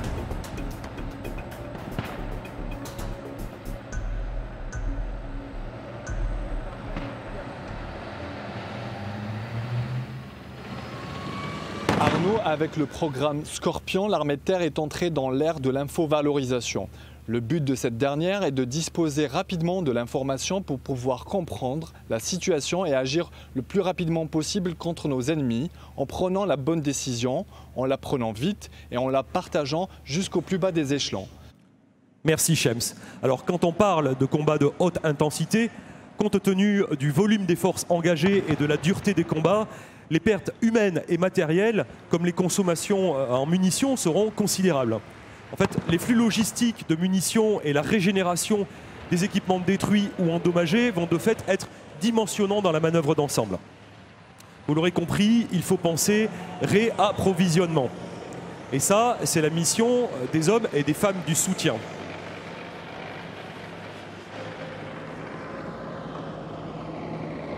À votre gauche, tout à l'heure, vous avez vu un Charles Leclerc qui faisait le plein et qui a pu repartir très rapidement au combat. Et sur votre droite, vous avez, c'est encore lieu, hein, c'est un ravitaillement en munitions d'artillerie sur le canon César. Alors, intégré à la bulle Scorpion et grâce à l'infovalorisation, le besoin en soutien sera amélioré et automatisé. Ainsi, le potentiel de combat des unités et leurs besoins logistiques seront pris en compte en temps réel par le commandement dans la conduite de l'opération. Lénie, je crois que vous venez de rejoindre une opération de ramassage des blessés. Oui Arnaud, je ne sais pas si vous me recevez, mais je suis actuellement avec des blessés. Les VAP sanitaires ont rejoint la zone de regroupement des blessés où les médecins, les infirmiers et les auxiliaires sanitaires d'unité portent les premiers soins en blessés et font un premier tri. Ils seront ensuite évacués, là, comme ils sont sur le point de le faire, vers les rôles 1 ou 2 en fonction de l'état de gravité de leurs blessures. Merci beaucoup Lénie. Je vous propose de retrouver le médecin-chef Xavier en duplex depuis l'hôpital d'instruction des armées Percy. Docteur, est-ce que vous pouvez nous expliquer en fait comment se fait la prise en charge des blessés sur le champ de bataille? Bonjour, effectivement la prise en charge des blessés sur le champ de bataille se fait tout de suite par les camarades de combat qui sont appuyés par les auxiliaires sanitaires présents au sein des unités élémentaires et vont mettre en œuvre les premiers gestes de sauvetage au combat, qui vont concentrer sur la prise en charge de l'hémorragie et le soulagement des douleurs. Très rapidement va arriver le personnel de l'équipe médicale du poste médical, qui médecins, infirmiers, auxiliaires, sanitaires, et qui eux vont devoir bilanter chacun des blessés, les catégoriser afin de pouvoir ensuite les évacuer selon un bon critère de gravité et bien entendu stabiliser les lésions pour que durant ce transfert sur une structure chirurgicale, le blessé ne se dégrade pas. Docteur, comment est-ce que le service de santé se prépare au combat de haute intensité? Alors le service de santé se prépare avec l'armée de terre, puisque le combat de haute intensité va demander de l'ultramobilité, de la dispersion, de l'action dans la profondeur et de la digitalisation de l'espace de bataille.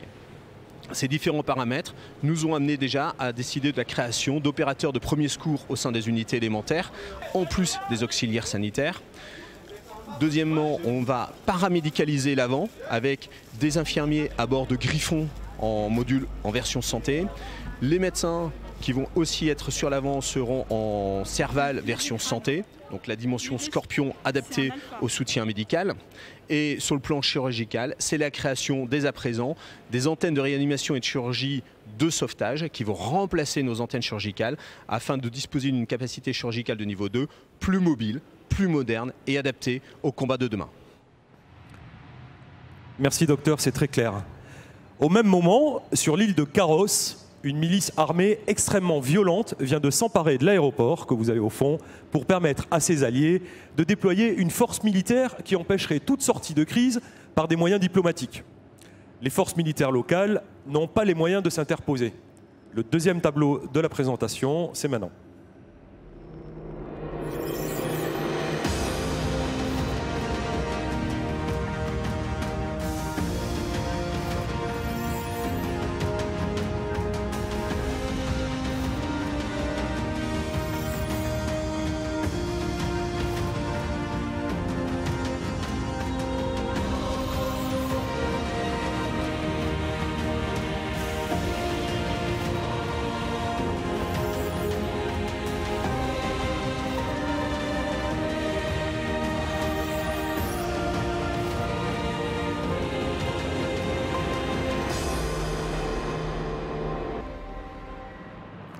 Shems, vous êtes toujours au poste de commandement et vu la proximité géographique de l'île, en fait, c'est bien la force qui va également conduire cette opération.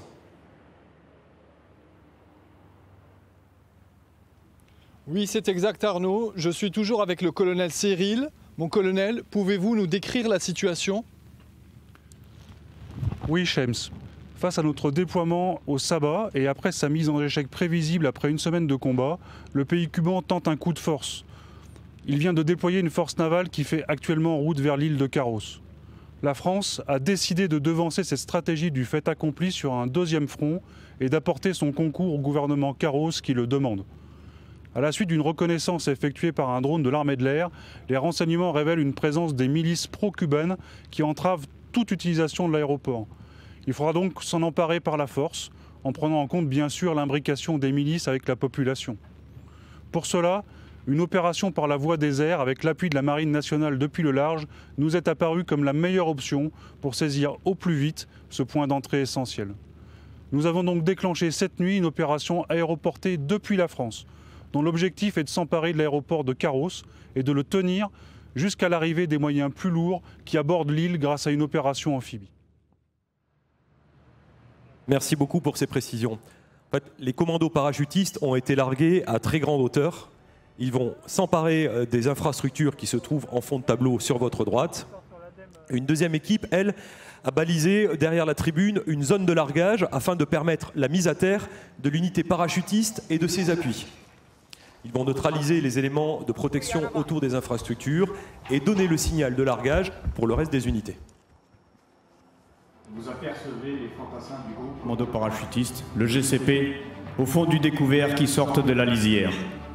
Cette unité spécialisée est capable, après son largage, de maîtriser sa descente et de se poser dans des zones délicates avec précision.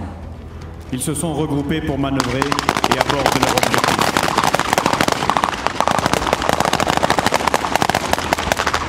Vous avez pu distinguer qu'il y a un chien avec eux. C'est un chien d'assaut qui va les appuyer dans l'assaut de la tour de contrôle. Ce chien est spécifiquement entraîné pour être parachuté avec son maître, pour dépasser son appréhension naturelle et conserver ses facultés de combat une fois au sol.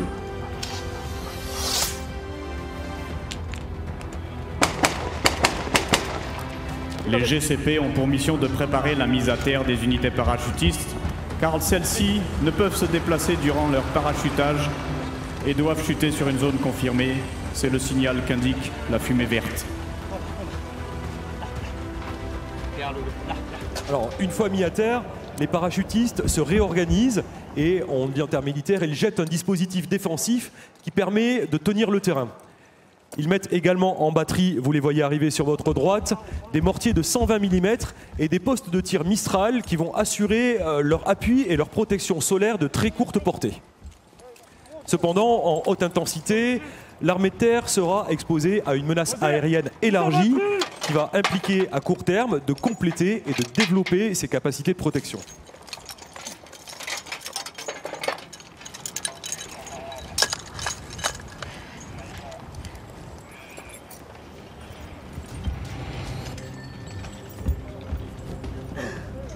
La section de parachutistes qui est devant vous se trouve dans la configuration qu'elle a lorsqu'elle vient d'être larguée et qu'elle est arrivée au sol. Les paras se déséquipent de leurs voiles qu'ils rangent dans une housse par discrétion et s'en débarrasseront ultérieurement. Ils sont en train de se regrouper pour reformer l'élément de combat qu'ils constituent afin de remplir la mission suivante, exactement comme s'ils avaient débarqué de leur véhicule. Le parachute est un moyen de mise à terre rapide, parfaitement adapté à l'engagement d'urgence. Ces unités, une fois au sol, remplissent les mêmes missions que leurs unités homologues non parachutistes. La protection de cette opération est assurée par une patrouille d'hélicoptères dont la mission est d'empêcher l'ennemi de se rapprocher de l'aéroport en tout cas. Vous allez voir sur votre gauche un véhicule ennemi se dévoiler, le voici. Et le tireur d'élite qui est embarqué dans l'hélicoptère va neutraliser le pilote.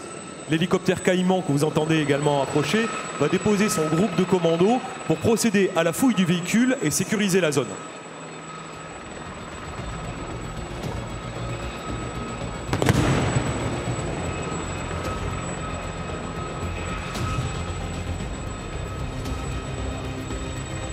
Les GCP ont confirmé la menace ennemie qui est arrivée sur la gauche et a décidé d'engager son élément aéromobile d'appui.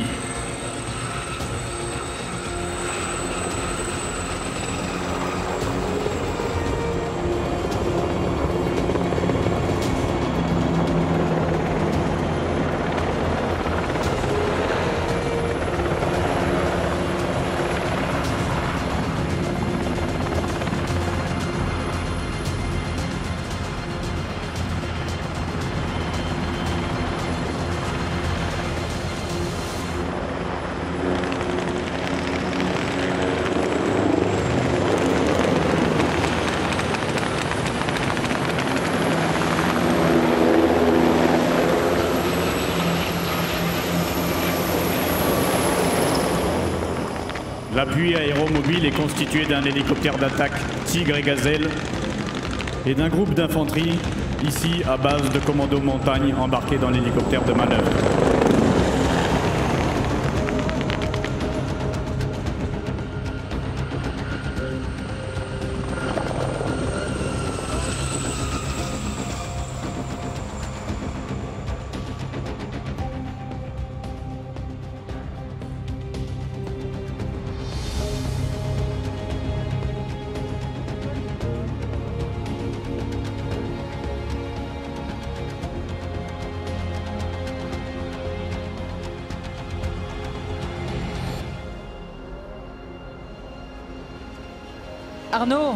Arnaud, je ne sais pas si vous m'entendez, je suis sur le tarmac actuellement de l'aéroport.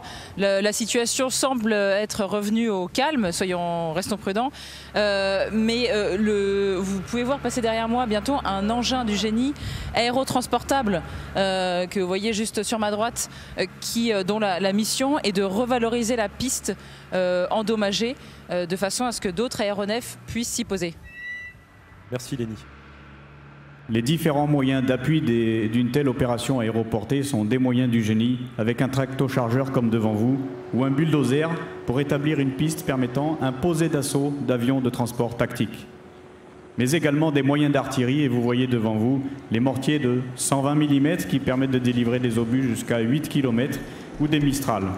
Ce moyen de défense solaire est un missile de type tir et oubli, qui se fixe sur sa cible au déclenchement du tir et la détruit à coup sûr jusqu'à une distance de 4 km.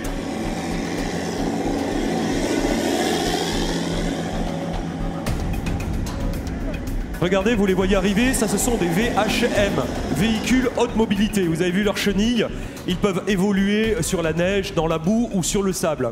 Ça veut dire que la force amphibie vient d'aborder les côtes et commence à débarquer les troupes supplémentaires. Les renforts arrivent. L'armée de terre contribue à l'échelon national d'urgence avec son dispositif Guépard, qui regroupe en permanence un panel d'unités en alerte de toutes ses capacités, et notamment des bataillons interarmes, parachutistes, blindés, de montagne et amphibies. Dans le cadre de cette opération, ici à Carros, les unités parachutistes engagées présentent l'atout de la projection d'urgence par avion, projetée depuis la France, mais la faiblesse de leur légèreté une fois au sol, car ce sont des unités à pied. Leur engagement doit donc parfois, et selon l'ennemi comme c'est le cas ici, être renforcé d'unités véhiculées, ce que les opérations amphibies permettent d'offrir. Dans quelques instants, le groupement tactique embarqué de la force amphibie aura rejoint ce dispositif pour constituer une tête de pont robuste de plusieurs unités et protégée par ses blindés.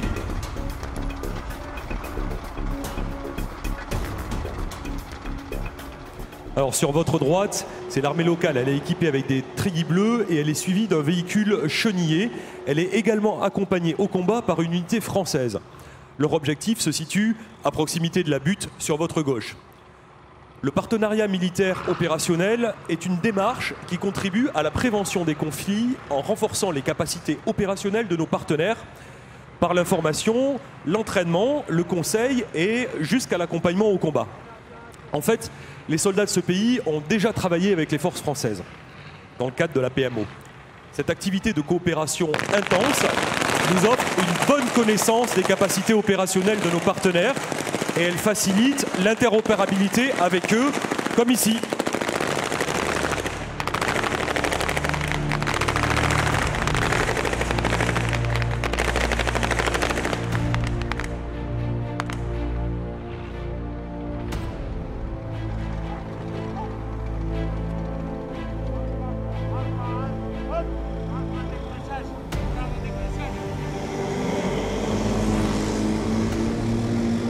Alors, une action qui vient de se dérouler comme celle sur l'île de Carros, qui va contre les intérêts d'un groupe ou d'une puissance ennemie et qui se passe vite, loin et en réaction, puisqu'il s'agit de dévancer le fait accompli, prive l'ennemi de capacités de réaction classiques. Le combat se poursuit donc par défaut dans les champs immatériels. Ainsi, les images captées avec des téléphones portables sont manipulées et légendées sur les réseaux sociaux pour discréditer la force et décrédibiliser l'intervention. Tous les moyens sont bons, même les plus sombres. Cette guerre de l'influence sur un réseau mondial où la désinformation côtoie l'information peut également avoir des conséquences nationales, notamment sur la légitimité de l'intervention auprès du grand public. Sur ce terrain aussi, nous devons combattre en haute intensité et à moyens égaux. La piraterie informatique est devenue une arme de dissuasion, une arme de désinformation et même une arme de destruction.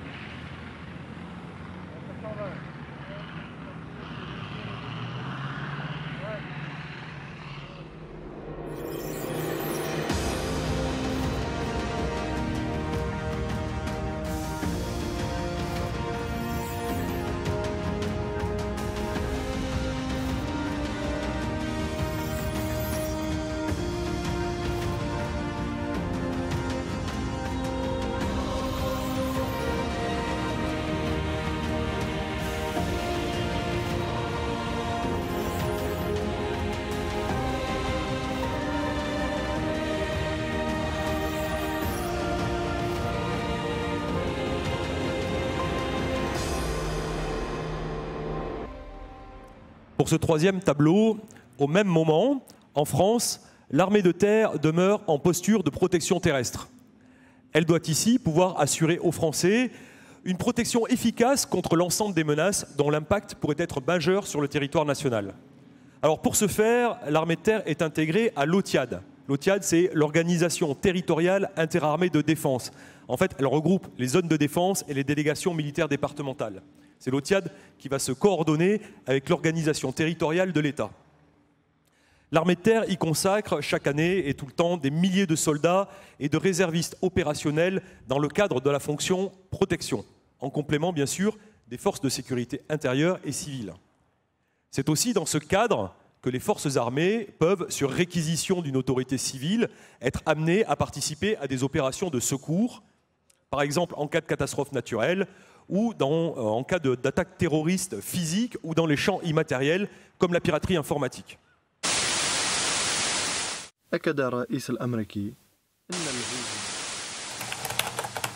Vrai acte de piratage, de hacking. On n'est plus du tout dans l'attaque spontanée, voilà, qui dure quelques heures. On est dans quelque chose qui a été vraiment préparé, sans doute depuis des mois, pour avoir une telle puissance.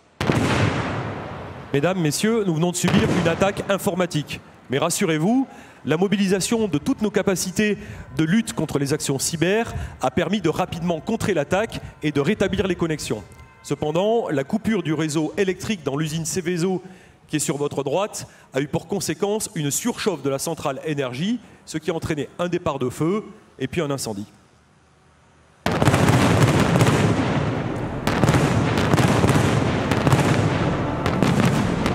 Arrivés les premiers sur zone, les soldats de l'opération Sentinelle ont sécurisé la zone et les moyens de lutte de la brigade des sapeurs-pompiers de Paris et de l'unité d'intervention et d'instruction de la sécurité civile peuvent aussi intervenir en sécurité. Ce sont tous des militaires de l'armée de terre.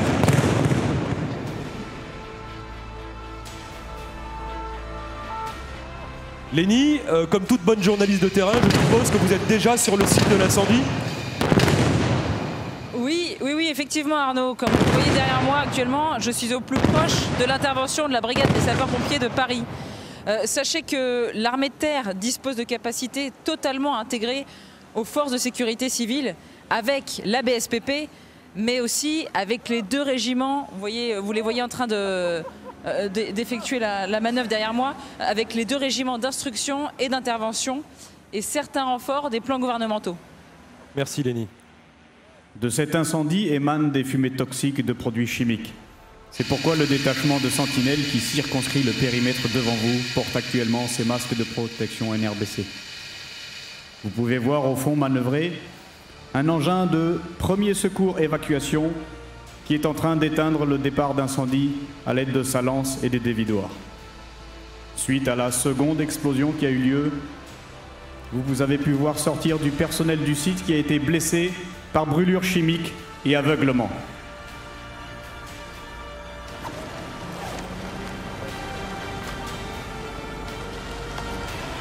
La seconde vague d'engins qui regroupe les éléments d'intervention porte secours aux victimes et sont capables d'intervention en ambiance chimique et radiologique et appartiennent à la fois à la BSPP et à la sécurité civile.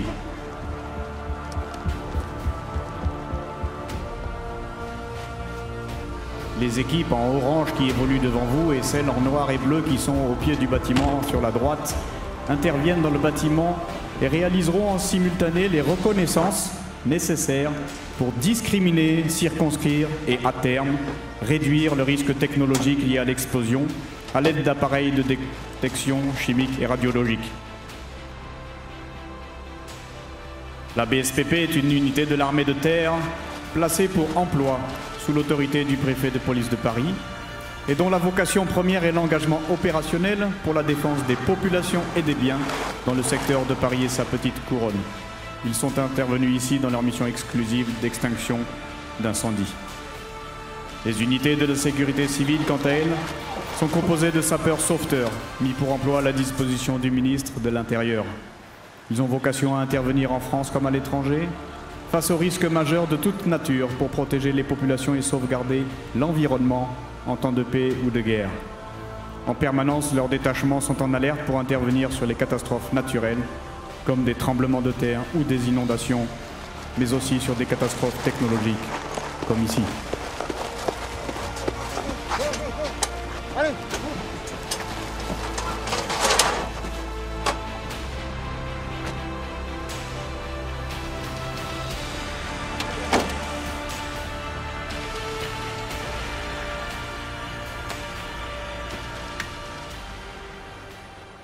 Dans la décennie qui vient, l'armée de terre devra faire face à des crises et à des guerres différentes de celles que nous connaissons aujourd'hui. Le CEMAT a rappelé que l'exigence du combat de haute intensité impose aujourd'hui de durcir l'armée de terre en adaptant la formation et l'entraînement pour disposer d'hommes à la hauteur des chocs futurs. Les exigences du combat de haute intensité et le nécessaire durcissement de nos capacités imposent d'attirer et de fidéliser des jeunes aptes à l'augmentation au sein d'une société qui est de moins en moins rustique. Cela nécessite également un entraînement permanent et réaliste. C'est ce que réalise actuellement l'unité qui est face à vous, en conduisant des séances de drill de combat et de corps à corps. Avant par arrière, et je viens. Front kick. Troisième enchaînement, il lâche le bac, il vient. Je viens rentrer en intérieur, l'âme au sol et contrôle cervical. Actuellement, les centres d'entraînement spécialisés sont au cœur de la préparation opérationnelle de l'armée de terre. Pour autant, ils doivent s'enrichir pour permettre de préparer l'armée de terre à des crises multiformes et aux combats de haute intensité. La modernisation constante des outils de formation permet d'envisager une revue des méthodes d'apprentissage tout en reconnaissant la persistance de certains invariants, comme le besoin en formateur par exemple, la sanctuarisation du temps de formation, la complémentarité entre la formation générale et la formation de spécialité. Pour cela, je vais vous proposer de retrouver en duplex le colonel de Kermabon, qui est le chef de corps du centre d'entraînement au combat, le CENTAC. Mon colonel, en quelques mots, est-ce que vous pouvez nous présenter le CENTAC et la formation que vous y dispensez? La mission du centre d'entraînement au combat, CENTAC, est d'entraîner et de contrôler les sous-groupements tactiques de l'armée de terre, c'est-à-dire les compagnies d'infanterie et les escadrons de cavalerie, avec leurs appuis interarmes du génie et de l'artillerie. Pour cela, nous nous appuyons aujourd'hui sur un système de simulation, une force d'opposition et la zone de manœuvre de Mailly-le-Camp. Pour durcir la préparation opérationnelle sans attendre, nous avons d'ores et déjà densifié et diversifié nos exercices, de jour comme de nuit, afin d'aguerrir les hommes et leurs chefs en les confrontant à toutes les menaces possibles d'un champ de bataille de haute intensité, dans les champs matériels comme immatériels, en intégrant systématiquement le cyber, la guerre électronique, les drones ou encore le NRBC. Toutefois, notre véritable objectif est beaucoup plus ambitieux. Il consiste, dès l'année 2021, à adapter nos capacités d'entraînement pour changer progressivement d'échelle et durcir la préparation opérationnelle de l'ensemble des forces terrestres, du soldat jusqu'au général. Justement, mon colonel, quelles dispositions avez-vous pris pour durcir l'entraînement ?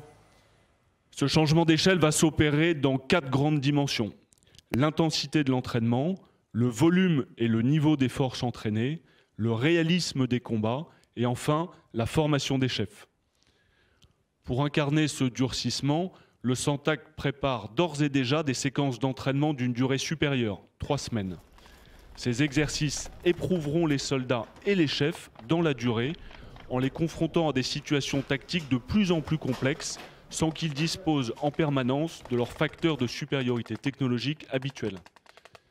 De plus, dès 2021, l'ensemble des centres d'entraînement spécialisés va monter en gamme pour entraîner et contrôler les états-majors tactiques de régiments sur le terrain avec l'ensemble de leurs capacités dans des conditions les plus proches possibles de la réalité. Puis, en 2022, les centres d'entraînement spécialisés vont combiner leurs efforts pour entraîner des brigades entières, en Champagne, en terrain militaire et civil, en recherchant toujours à optimiser le réalisme des combats. Ce réalisme des combats est un axe d'effort fondamental, car il doit permettre de recréer les caractéristiques d'un engagement majeur afin de préparer à la fois les chefs et les soldats au combat de demain, dans les champs physiques, psychologiques et tactiques. Pour cela, nous allons nous appuyer sur un nouveau système de simulation baptisé Cerber, qui intégrera tous les systèmes d'armes Scorpion, et une force d'opposition de nouvelle génération. Ces 2 adaptations, ces 2 évolutions vont nous permettre de restituer le choc des volontés de manière extrêmement réaliste. Enfin, à l'heure où nous entrons dans l'ère Scorpion, nous marquons un effort pédagogique significatif pour aguerrir les chefs et leur transmettre tous les facteurs de succès comme l'agilité tactique, la capacité d'adaptation ou encore la subsidiarité pour leur permettre, quelles que soient les circonstances, de toujours être capables d'imposer leur volonté à l'ennemi. Merci beaucoup, mon colonel. Oui, c'est bien le temps de l'action et l'armée de terre a fait évoluer sa doctrine d'entraînement pour s'endurcir afin qu'elle soit prête d'emblée à conduire des engagements plus difficiles et plus complexes. Le combat de haute intensité, pour s'assurer de la victoire, exige un engagement physique et moral du combattant dans la durée. L'arrivée de nouvelles technologies apporte une plus-value capacitaire bénéfique, bien sûr, pour produire de la puissance de combat, mais elle impose un niveau de formation et d'entraînement croissant pour les maîtriser, à tous les niveaux.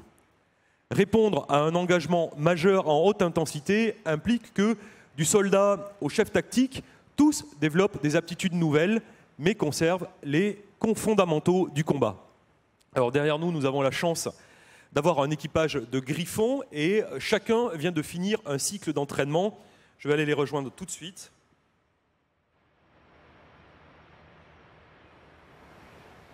Et on va se mettre face à la caméra. Voilà.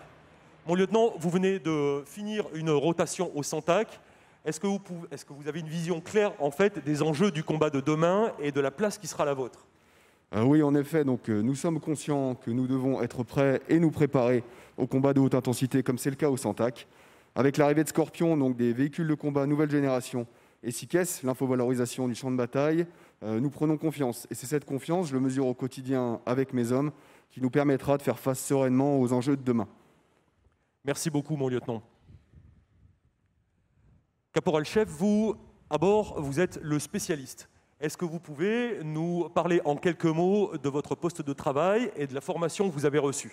Oui, donc mon poste de travail, c'est grosso modo 3 écrans. On a le premier écran qui est l'écran de bord du véhicule, qui me permet de gérer tout un tas de petites choses, notamment des alertes en cas de panne ou d'avarie.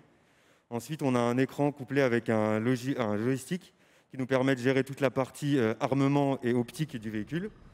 Et enfin, on a la grosse plus-value sur ce véhicule qui est la tablette SICES, donc système d'information du combat Scorpion, qui nous permet de suivre le combat en temps réel avec les positions ennemies, les positions amies dessus, ainsi que la carte, et qui nous permet aussi de gérer toutes les transmissions. Pour ce qui est de la formation, ça se déroule en 2 grosses parties complémentaires. La première partie, c'est le stage CTVI, donc chef, tireur, véhicule, infanterie. Donc là, c'est purement la prise en main du véhicule. Donc pour ce faire, on va avec nos pilotes faire du roulage sur route, en tout terrain, et on va tirer avec le tourello. Et la deuxième partie, c'est le stage SICES, donc la tablette dont je vous parlais à l'instant. Une fois ces 2 stages effectués, nous sommes complets et on peut aller s'entraîner dans des conditions un peu plus réelles sur le terrain avec la section ou bien la compagnie. Merci beaucoup, caporal-chef. Effectivement, c'est très technique et vous allez l'air parfaitement à l'aise, c'est super. Première classe, est-ce que vous pouvez nous dire quelle est votre fonction à bord? Alors moi, je suis pilote Griffon à la première compagnie de combat du 13e bataillon de chasseurs alpins. Est-ce que quand vous êtes engagé, vous pensiez, parce que c'était il n'y a pas si longtemps que ça, est-ce que vous pensiez que vous seriez le pilote du dernier véhicule le plus technologique de l'armée de terre? Alors non, effectivement, avant de m'engager, je ne pensais pas du tout avoir cette chance-là d'être le pilote Griffon. Mais aujourd'hui, j'en suis très fier, surtout que je fais partie des premiers pilotes Griffon de l'armée de terre. Je suppose que vous devez être très fier. Oui, effectivement, je suis très fier, ouais.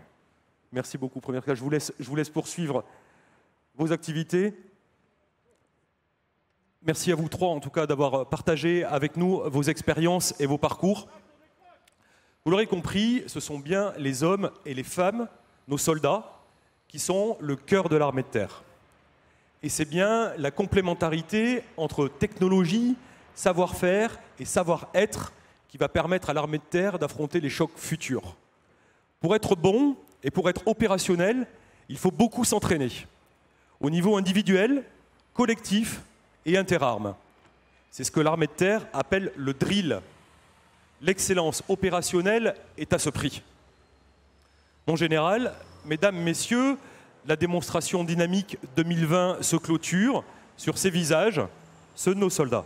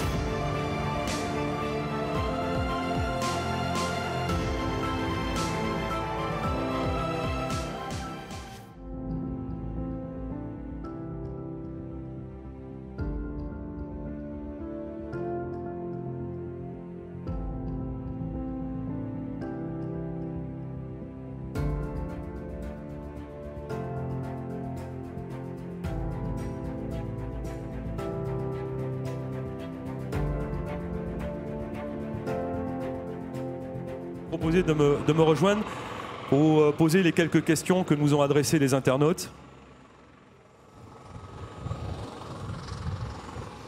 Alors, mon général, la régie est en train de me dire en fait que parmi les questions les plus récurrentes et qui s'affichent sur les écrans, la première est celle-ci, c'est l'armée de terre a-t-elle des trous capacitaires et la loi de programmation militaire est-elle satisfaisante?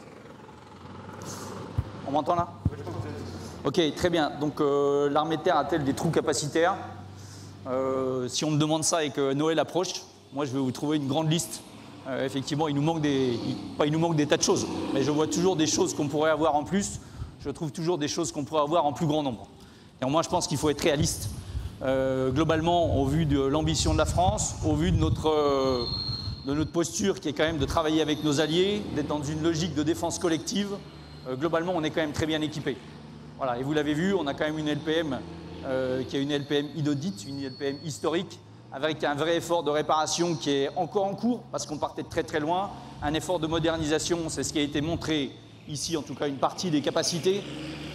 Donc on est bien, voilà. Mais c'est ce dont on a besoin, parce que vous l'avez compris, le monde autour de nous se transforme rapidement, et que la menace évolue, donc il faut qu'on soit ça.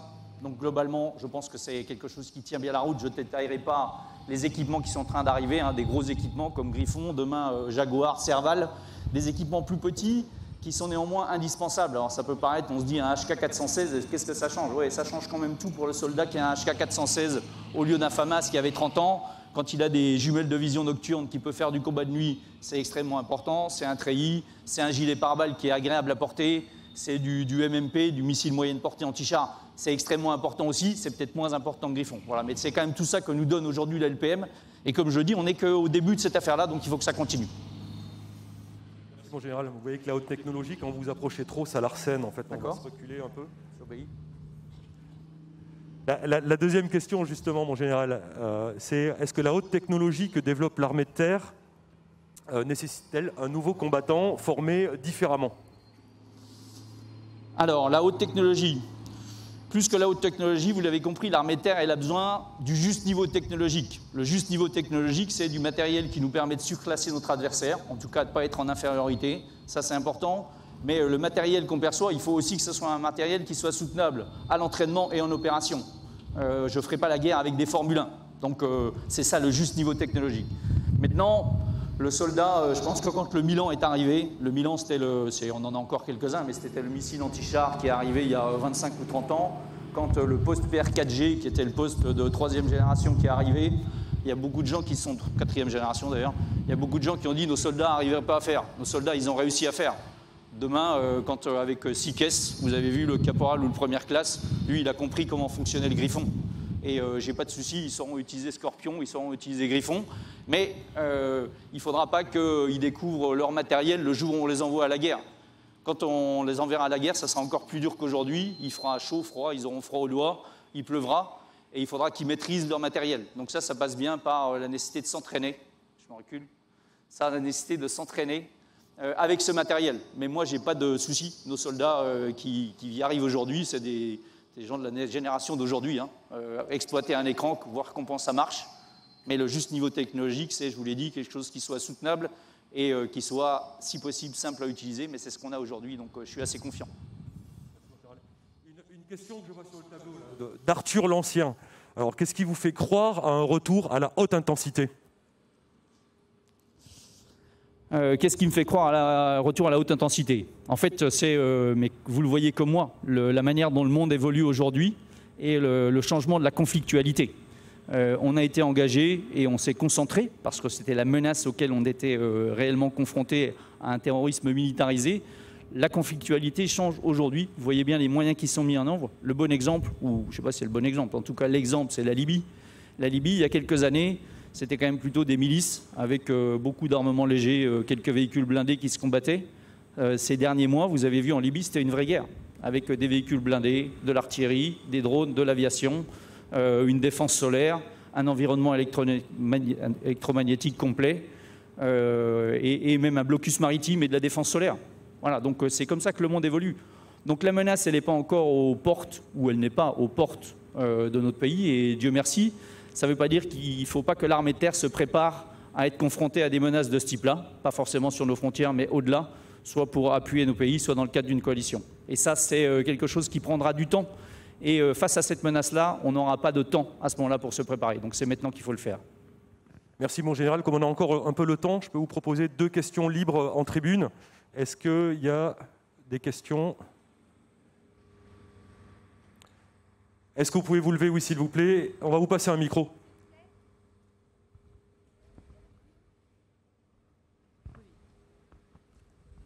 Bonjour, bonjour mon général, Sébastien Palapra, je fais partie de la session en politique de défense de l'IHEDN.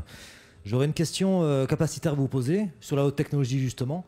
Pensez-vous que la haute technologie soit la bonne réponse face aux futurs adversaires de la France? Et je pense notamment à de potentiels adversaires avec des armées très bien équipées et très nombreuses. Merci à vous. Non, je pense qu'on ne peut pas se passer d'un développement technologique et d'une modernisation de l'armée de terre. En fait, vous voyez le VAB qui est encore engagé aujourd'hui en opération et donc qui fait globalement le travail. Mais le VAB, il a 35 ans. Le Leclerc, qui est un véhicule moderne et sur lequel on travaille pour le remplacer à l'horizon 2035-2040, en 2035 ou en 2040, c'est comme si on avait fait la guerre du Golfe avec des Sherman. Donc globalement, il faut quand même être capable de moderniser nos équipements. C'est aussi la facilité avec laquelle nos gens l'utilisent, c'est aussi la protection de nos soldats et c'est la létalité et la souplesse de ces gens-là. Donc c'est pas, face à un adversaire, en fait, c'est pas nous qui choisissons le niveau où on le met. Quand votre adversaire il fait monter la donne, il faut être capable de se situer à ce niveau-là. J'ajoute qu'il y a aussi dans cette affaire-là une notion de capacité à dissuader son adversaire. Si vous êtes une armée qui vous contentez d'avoir des bataillons d'infanterie à pied, je ne suis pas sûr que ça n'attise pas l'appétence des uns et des autres, et en tout cas qui est une forme qui est nettement moins dissuasive. Donc je pense qu'il ne faut pas aller dans le tout technologique, c'est ce que je vous ai expliqué. Il y a un juste niveau technologique, mais on ne peut pas se priver de la technologie. C'est quand même ça qui permet d'intervenir et d'acquérir la supériorité opérationnelle sur un ennemi, même si lui a aussi décidé de monter ses capacités. Une dernière question. Monsieur. Oui, mon général, je suis Didier Quentin, député à l'Assemblée nationale et auditeur de la 73e session de l'IHEDN. Poser une question d'actualité, quelles sont les conséquences pour la préparation de nos forces terrestres de la Covid? Monsieur le député, très bonne question. En fait, la Covid, c'est bien évidemment quelque chose qui s'applique aussi aux militaires. Le treillis ne protège pas intrinsèquement de la Covid. Donc, comme tous les Français, le virus est quelque chose qui peut s'attaquer à nous et qui s'attaque à certains des soldats de l'armée de terre. Dieu merci, à ce jour, on n'a pas eu de perte. Il y a des gens qui ont été malades, il y a des gens qui sont guéris.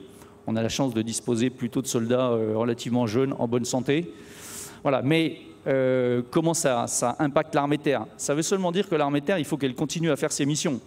La crise Covid, elle a gelé pas mal d'activités dans le monde, mais en tout cas, elle n'a pas gelé les crises. Donc nos soldats qui sont engagés en opération sous les ordres du CPCO, il a fallu que l'armée de terre soit capable de continuer à approvisionner, entre guillemets, c'est-à-dire assurer les relèves des gens qui sont en opération et à continuer les opérations sur le théâtre. Pour ça, il faut continuer l'entraînement. Donc comme on l'a fait ici pour cette journée-là, en fait, il faut seulement, ce que j'ai tendance à dire, il ne s'agit pas seulement de se défendre face au virus, mais il faut l'attaquer. C'est-à-dire décider de poursuivre les activités et en prenant les mesures pour les adapter. La PCAT, on aurait pu choisir de ne pas la faire. On a choisi de la maintenir. On a bien évidemment adapté la situation. On a diminué par 2 le nombre de spectateurs qui pouvaient être là. Vous avez vu, vous portez des masques. On a organisé le déjeuner différemment. Donc pour l'armée de terre, en fait, globalement, c'est un autre risque à gérer. Mais en fait, c'est ce qu'elle fait tous les jours dans la vie quotidienne, à l'entraînement et sur les théâtres d'opération. Donc oui, il y a un impact, mais on s'adapte et on prend en compte le risque et on continue la mission. Merci mon général. Le mot de la fin? Très bien. Bon, je n'avais pas encore vu la démonstration complète. En fait, je ne l'avais pas vu hier parce que c'était terminé. Je m'aperçois qu'on vous a montré beaucoup de choses. Je ne dis pas trop de choses, mais beaucoup de choses. Et il n'y a pas peu d'éléments dans l'armée de terre qui n'aient pas été montrés aujourd'hui. Il y a probablement un effet de saturation pour vous, je le conçois. Mais il n'y avait pas volonté de vous saturer. Je pense que ça représente bien la multitude des capacités que doit détenir l'armée de terre et comment elle doit les combiner pour, sur le terrain, en opération, être capable de remplir sa mission. Donc en ça, c'est assez réaliste. Bon, bien évidemment, comme je vous l'ai dit, c'est sur un espace qui est relativement restreint, mais vous avez tous compris que ce n'est pas comme ça, en tout cas sur un échelon aussi, à une échelle aussi réduite que se déroulent les opérations, mais je pense que ça illustre très bien la complémentarité et l'ensemble des choses. Alors bien évidemment, il n'y a rien de plus dur que les opérations, donc ce n'est pas une démonstration comme ça ou une présentation des capacités qui est, je ne le compare pas. Néanmoins, c'est quand même quelque chose qui est assez compliqué, et pour faire quelque chose comme ça, il faut quand même bien maîtriser au départ les savoir-faire. Donc je rends hommage à tous les soldats qui ont réalisé cette affaire-là, qui était d'un assez bon niveau. J'ai quand même vu quelques petites choses perfectibles, mais c'était vraiment très bien.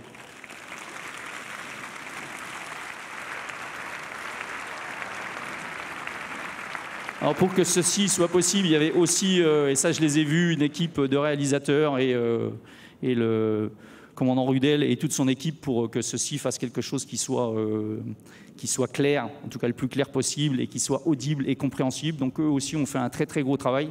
Donc je pense qu'eux aussi on peut les applaudir. Après, il ne s'agit pas d'applaudir la terre entière, parce que l'autosatisfaction, c'est toujours dangereux, mais néanmoins, les soldats, ils sont commandés. Et s'il n'y a pas les chefs qui ordonnent, qui donnent les idées, qui donnent la direction, ça ne se fait pas.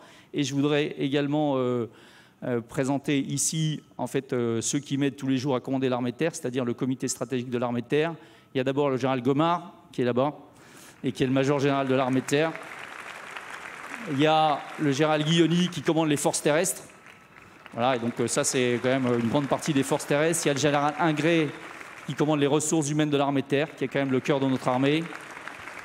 Le général Denoré qui commande la CIMT, c'est-à-dire le MCO de l'armée de terre. Et là aussi, si on n'a pas de matériel, on ne fait pas. Et le général Salin, qui est inspecteur de l'armée de terre, en fait, qui surveille tout ça. Voilà, donc merci beaucoup pour votre attention. Comme je vous l'ai dit, après il y a une présentation dynamique, enfin statique, pardon, après la présentation dynamique, qui vous permettra d'aller au contact des femmes et des hommes de l'armée de terre.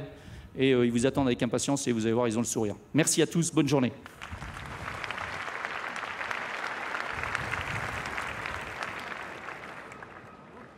Mesdames, Messieurs, merci encore d'avoir regardé la présentation des capacités de l'armée de terre en tribune et surtout sur les réseaux sociaux. Merci.